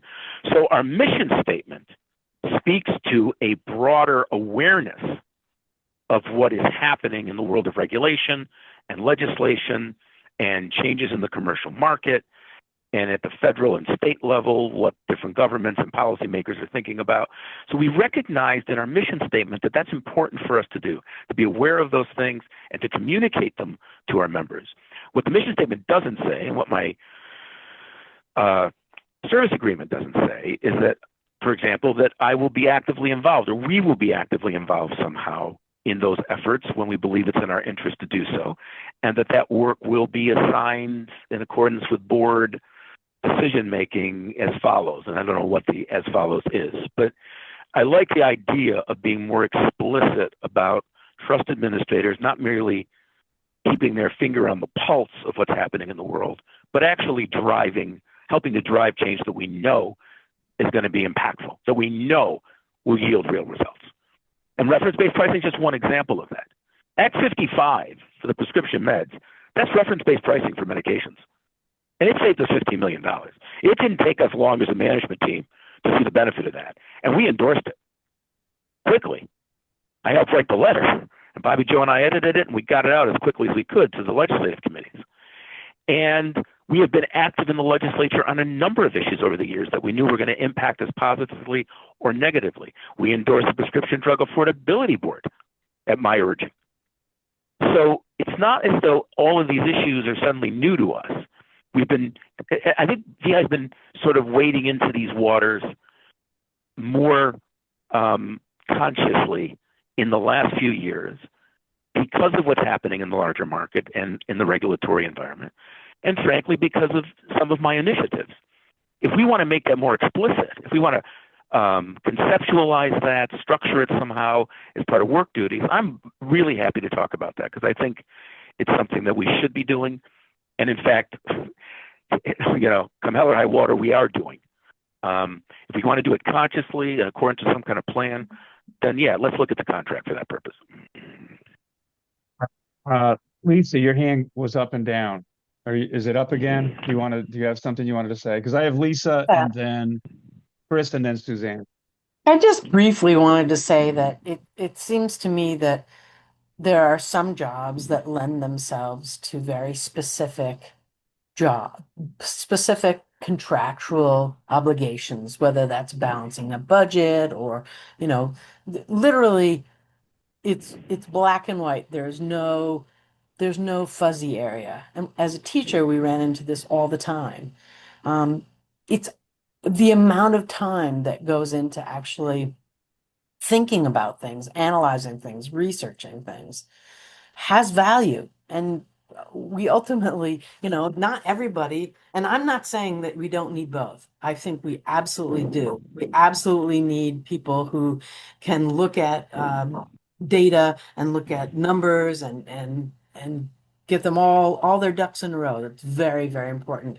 But it's not the only thing, and it certainly doesn't address the broader mission of the VEHI.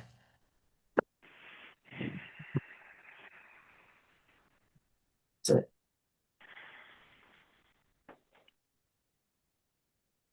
Chris, sorry, I was muted. That's okay. So I just wanted to, this is just very logistical, nuts and bolts answer to Cheryl's question about trying to struggle with why is it in one contract? Why is it not in the other? I can provide some context as to why that happened. Okay. I've been here for 25 years now, so have a lot of history here. There's way back, Visbit was small. We only had a couple of programs. We grew, we added the multi-line program. It became more formal, the true-up process, because it was a bigger animal. We were always doing it, but before it was very simple. Visbit ran an unemployment program. We had VEHI. That was it. And so I was doing this true up because it needed to be done. It wasn't that VEHI came and said anything about it. It wasn't the VEHI board initiating anything. It was just common sense that I had multiple programs and I need to make sure that everything's allocated properly to the right membership base. So it was the right thing to do. And it became more. And then at one point, when I was working with Laura on some contract, we were looking at the VISBET contract, we were like, well, we're doing it. We should put it in there to document that we're doing it. So it was kind of like a self-imposed requirement. And we just added it. So there was never really a conversation of should the Vermont NEA be doing it. It's a smaller scope. There aren't as many components to the true up. But having said that, from an accounting perspective, my 2 cents would be it's always good to have good controls in place. I think it's a very simple thing to do for me to work with the Vermont NEA to do this true up. So from a purely your accountant saying from an accounting controls perspective, it is a good thing that I would say we should add it. I don't think it's a big deal. So that's all. Van? I think that's helpful, Cheryl, because I think my discomfort and part of this conversation is saying, well, what's the true up? I mean, I would be very unhappy if the board decided to ask Mark to do a timesheet where he recorded how many hours he spent on every activity. And I don't think that's what you're asking.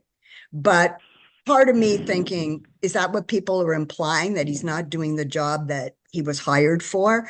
And knowing that there is something concrete that people are asking for in terms of a true up would make it an easier discussion for all of us to have. And if Chris's explanation is that it's simple, she could talk to Vermont NEA and make it happen, great. But I don't know what a true up would look like. Thank you. So what I'm thinking is, because we've spent a lot of time on this conversation, so it's obviously something that is important. So should we have this be an agenda item at our next meeting? And should we maybe have folks think about this and come up with some ideas? Like, for instance, if you want to talk about what a true up would look like, what would that look like? If we want to talk about making changes to the service contract to add things that Mark is doing, that he's actively doing now, that we feel is important work, what would those things be? And would we, can we add those to the 9 or look at the 9? Do those 9 still make sense? Do we want to add another 1 or 2 to it? And then we can have a conversation where where there's actual ideas that we've thought about. Does that sound like something that we should do as a board? Sure. So I'd ask the board members this. Mike, go ahead. Yeah, I would definitely. I like that idea of bringing ideas to the March meeting. Well, I also think that I encourage people to have some offline conversations about it, right? So that we're bringing something that's somewhat baked and we don't have to have like a working session here on the board meeting. And that looking at the contract, there's some timing here under section 4. Like we have to do this. The VEHI board shall propose any amendments or modifications no later than the end of the May board meeting. So that's our kind of deadline. Is our next meeting in May? No, we have a meeting in March. But I'm saying March. This is March. Oh, Jesus. Mike, it's March. It's March, Mike. Yeah. We're in the March meeting. It's been we don't been meet a week. In April. We meet in May. Is that right? We meet in May. So that would be the time where we need to. Yes. So I agree. Like we can have some offline conversations about what it would look like. But I think that if we bring things to the May meeting where we have, ideas, we can make those changes right there. Does that make sense? Is everyone in agreement with that, or? Yep. Andy, what do you think of that? Yeah. Yeah, I don't have an issue with that. But I don't, I guess my one wonder, we like to use that word a lot in my office, is if, and I'm in no way implying anything here, Mark, so please don't read into this. But if some time study comes back and Mark's time of 9 things is 40% of his time, I would not advocate to say like, oh, let's now find something to fill another 45% of his time to fill out the contract. I mean, if the contract is for 9 things and that constitutes only 40% of time, that's what the contract is for. It's not to now add more things just to fulfill a contract, if that makes sense. If Mark is just now working that much more efficiently, that is awesome, great. That's the contract. Yeah, I think it would be less to be adding things to kind of like fill out time than it would be adding work that he's doing or that we want him to do that would more accurately reflect, the environment we're living in today. The healthcare environment we're living in today is different than it was 10 years ago. It's different than it was 5 years ago. So I think that's what it would be. It wouldn't be just to add more things to give him time. But that's a great point though. All right. Is everybody all set right now with this then? Because we are so far behind schedule. We were way ahead of schedule before we got into these last 2 items, man. These have been but they're great conversations and they need to take place. So, management team updates. No, we have executive session for the status of the contract, the PBM RFP. Yeah, and I So, had that language ready that we could plop in there for the going into executive session. Let me just grab it really quick. What is the topic? I know it by heart. Let's see if I The can contract for executive session. I have it. well, it's like Business relationship. the make premature a- general public knowledge would clearly place VEHI at a substantial disadvantage. as per 1 VSA 313. Exactly. Yeah, I just put it in chat. Oh, thank you. I make a motion under 1 VSA 313A to go to executive session to discuss contracts with Blue Cross Blue Shield of Vermont. So John, you'll have to stop the recording. Somebody Somebody needs to second it before we, don't stop it yet. Wait till Okay. we're, 'cause we're Just not do in what it I yet. say. That's that's Robert's Did rules. somebody Mike's seconded rules. that, or Andy seconded? Okay. Oh, Andy did. Okay. All right. Andy got it. All those in favor say aye. Aye. All right. So we can go into executive, come out of executive session. Okay. So I need a motion. I need a motion to come out of executive session. So moved. Carol, okay. Second? Mike? All right. All those in favor say aye. Aye. All right, we are out of executive session. Is there any other discussion pertaining to what we talked about in executive session that anyone wants to any statement they want to make or anything they want to talk about? Mike, did you have anything you wanted to say?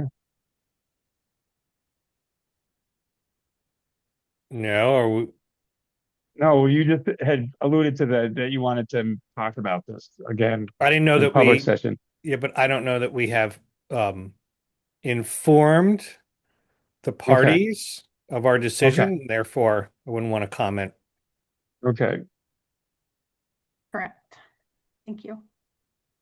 All right. So management team updates. Sure. Can I hijack it and go first with something? Mhm. So I just wanted to recognize Chris Roberts this week will be at Visbit 25 years, which is amazing.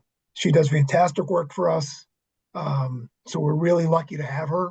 And 25 years is quite a milestone. And I just wanted to make sure that she was publicly recognized. I recognized her last night at the Visbit board. I wanted to make sure the VEHI board knew as well.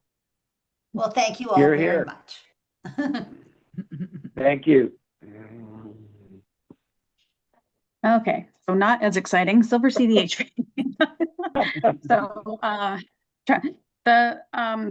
we sent out the final list of members that had been impacted from the Silver CDHP issue, which was that the plans were found to not be compatible according to the minimums that the IRS sets for 2024, 25, and 26.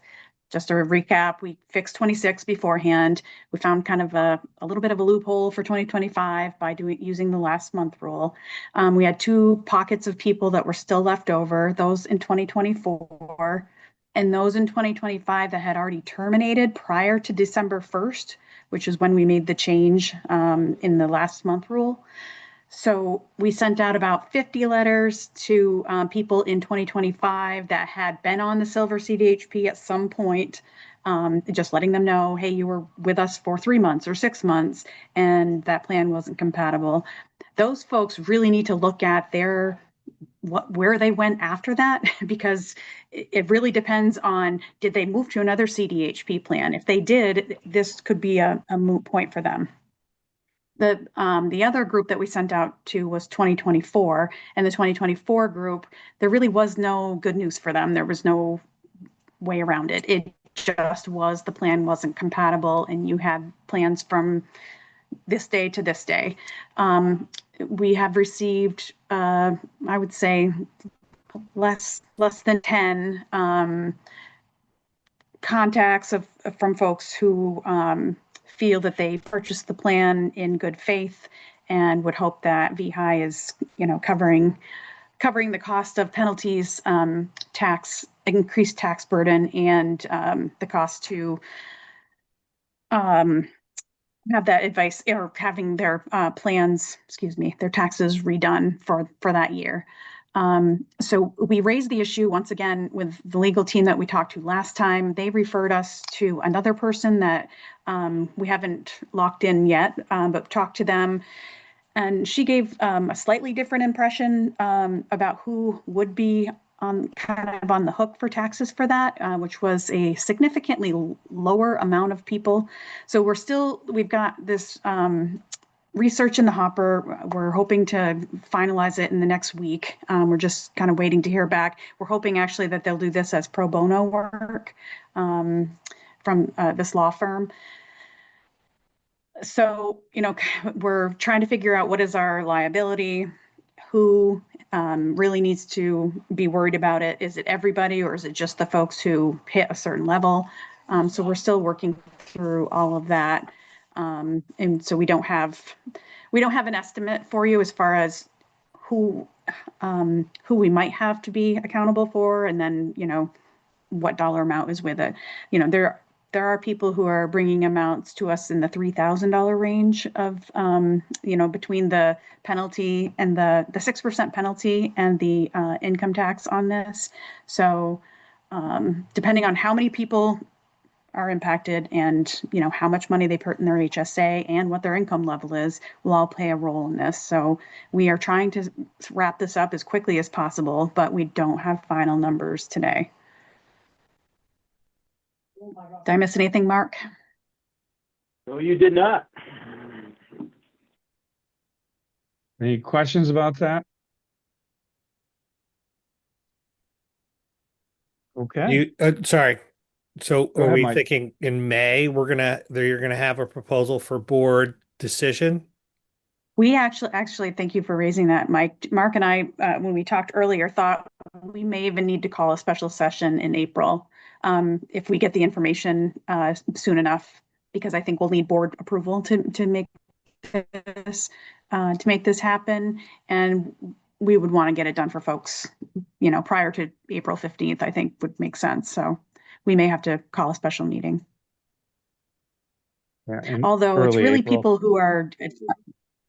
Yeah, it's really folks that are amending their 2024s. That's really where the issue is. So I don't think that necessarily has to be done by April 15th, but I think the sooner the better. Chris, did you have any insight on that? How I long do just people think, have to amend to amend a tax return? How long do they have? Is it like 7 years or something, or is it yeah. indefinite? Yeah, you've got time. I think the bigger thing is peace of mind and giving these people an answer. I just it's more of a personal customer service moment of, do you let these people wait and struggle and worry that they may be on the hook for $4,000 more? How are they going to pay their property taxes? They're having to make decisions in their lives around their financial stability. So I think the sooner that we can give people an answer and a direction, the better it is for them. Point well taken. Anybody else? Okay, let's move on to we have 34 minutes left, and we have about an hour, a little over an hour on the schedule. So we'll try to zip through this so we can get everything, the benefit design committee work and the consultant interviews. Was that the Who's going to only start that? management update? Yes, it was. Unless you think we have another one. Well, Great the question, only though, thing, Suzanne. the only thing about well, not the only thing, but some of the things about the benefit design committee work is you received some thoughts about next steps from both sides of the groups that we met. God, you think I could talk by this time of the day? I need more coffee. Any rate, so you have these. We have several ideas. You're muted. You're muted. We have not, between Cheryl, myself, Bobby, Joe, and Mark, met to discuss the different paths we should take. I think one of the things we could say is we had a really long, productive day. We met with 4 groups or groups.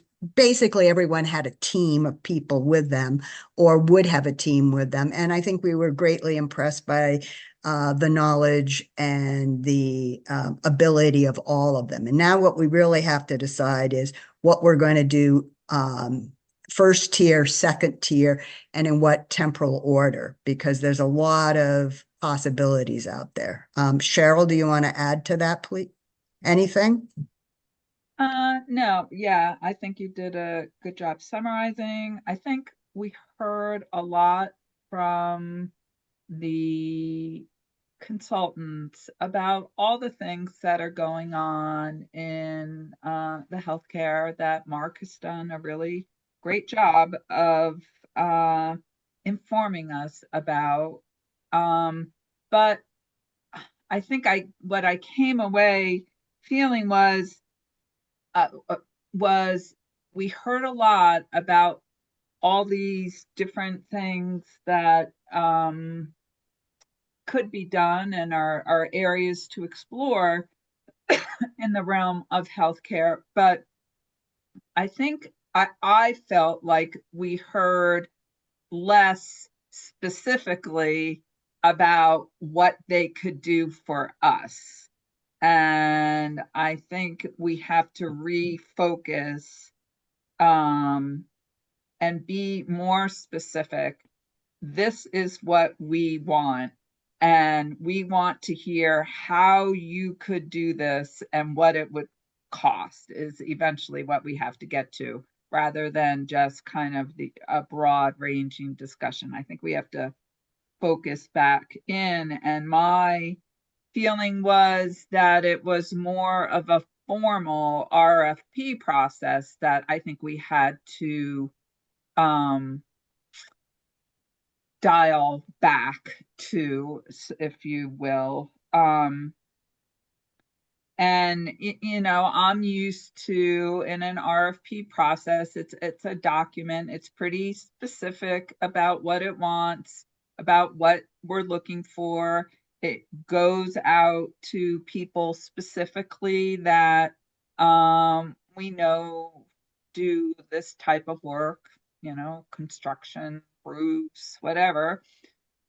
And it also is someplace, there's some public notification about the fact that we're looking for this. There's a meeting where we make ourselves available to answer questions that people that might be interested in doing this could attend.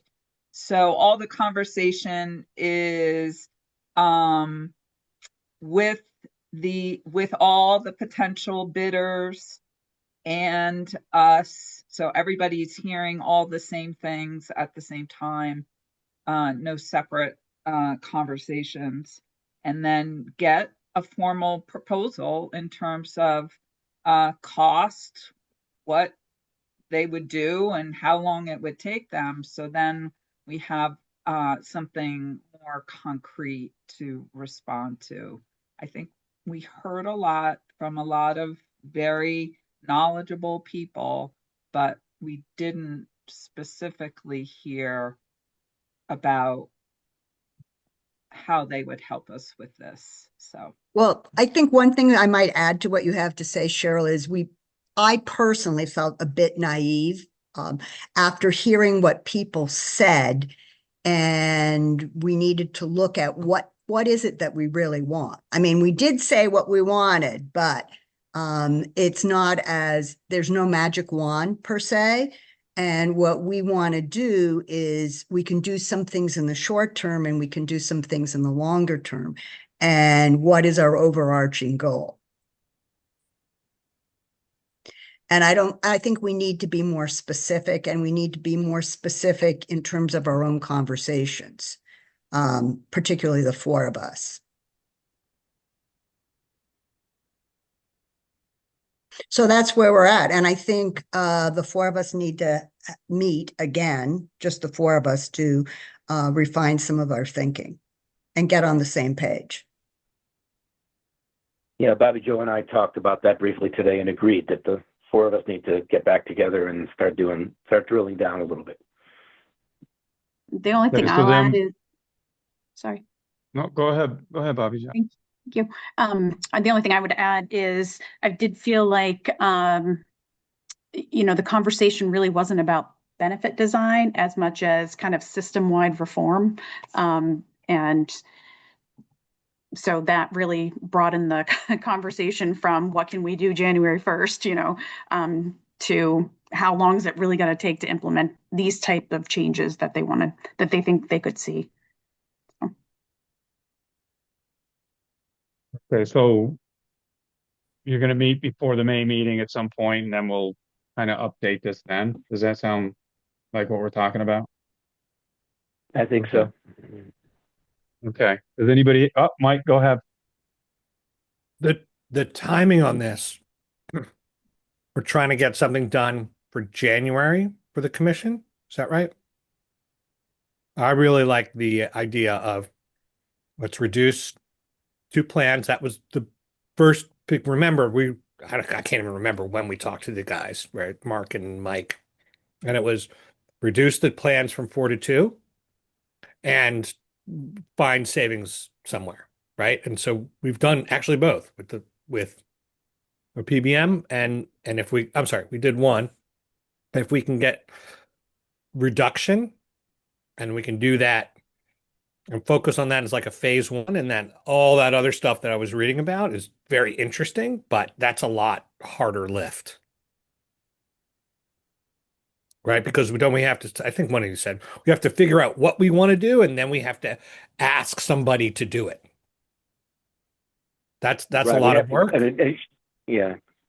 I mean, as Cheryl was alluding to, I think we need to go through a more rigorous and narrowly defined RFP process, spelling out exactly what we want. And I think we all agree that we're looking at some kind of staged approach.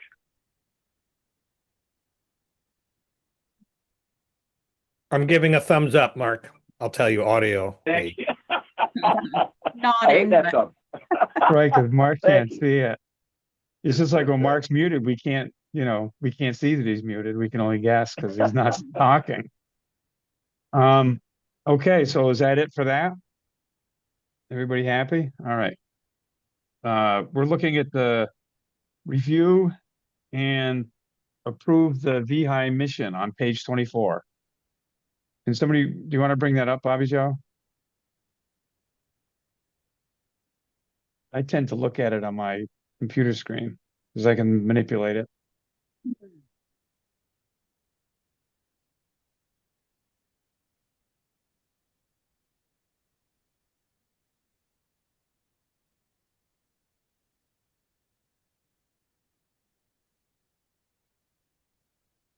Did anyone have any ideas that they wanted to change anything on this?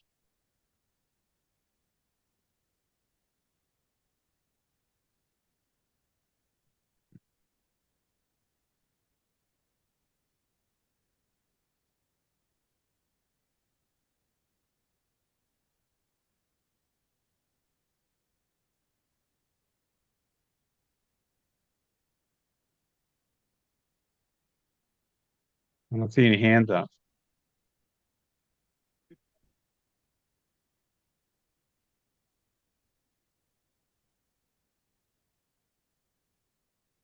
Someone can make a motion really at any time to approve it, and then we can have discussion if we wanted to. All right, I make a motion to approve the VEHI mission.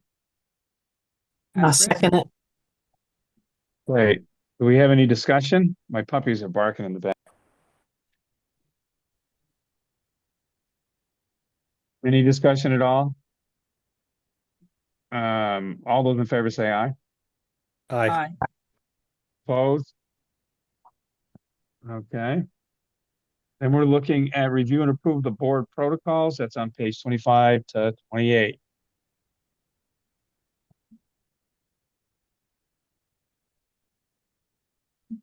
Should I make a motion and then we can discuss it? I'll make a motion that we approve the protocols as written. So I think there's 3 or 4, Lance, so I don't know if you want to do one at a time or you want to just lump them all together. What does the board want to do? I have You wanna lump comments them on the all next together? one, so why don't we do them one at a time? Okay. Okay. One at a time then. So can you make your motion to approve the first one? Communication protocol? Sure. I'll make a motion that we accept the VI board communication Second. protocols. Okay. Any discussion?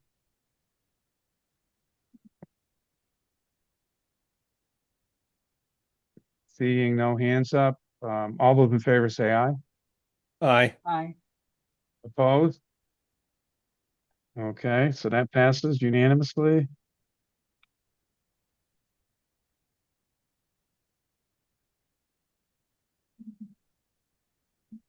So now we're on the work plan. So yeah, this wanna- is before you make a motion, this is how we build the agenda. And my comments on this is it does not line up with our practice today. There's stuff in here like 2 weeks, we're going to submit for suggestions, and we're going to have an agenda item to suggest future agenda items. So does the board think it's worth cleaning this up to match our practice or adjusting our practice to match the protocol? Favor of simplicity in general. I like that. Did you bring anything, Mike, to change it to? No, I'm not that prepared. Okay. That would have been good.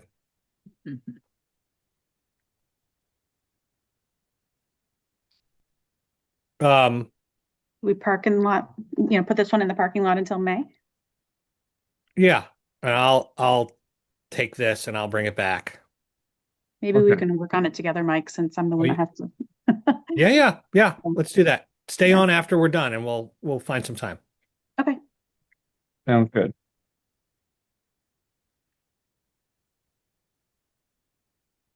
Make a Okay, the motion election. to reapprove the election of board officers protocol.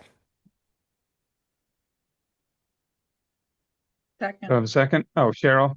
Mhm. Any discussion?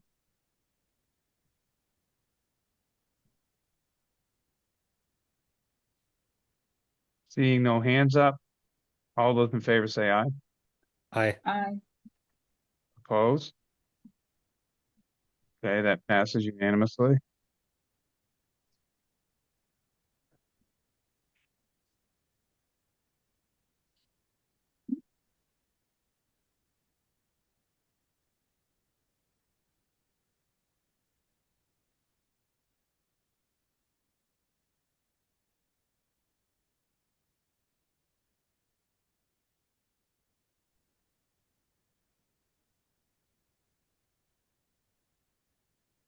Just a note to our earlier discussion, Mark, there's some stuff in this protocol that you could potentially look at when we're talking about updating the NEA contract.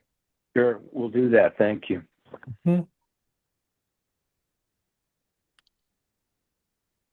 So I will move to reapprove the board protocol and legislative positions. Second. Carol seconds. Any discussion about this protocol? Seeing no hands up, all those in favor say aye. Aye. Aye. Opposed? It passes unanimously.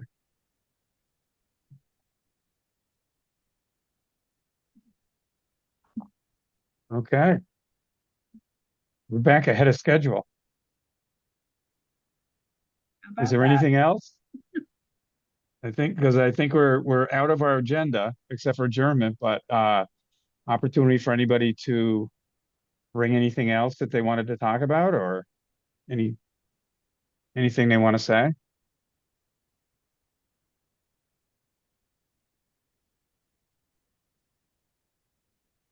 I don't see any hands, so what do we want to do here, folks? I propose we adjourn. Do we have a second? I'll second it. Lisa, seconds? All Yes. right. All those in favor say aye. Aye. Aye. Opposed? Thank you so much, folks. All right. Great Bye, everybody. great conversations again. Yep. I'm always Thanks, amazed that, we have some really good conversations. I love it. Good. Thank you. John, can you stop the recording? And then also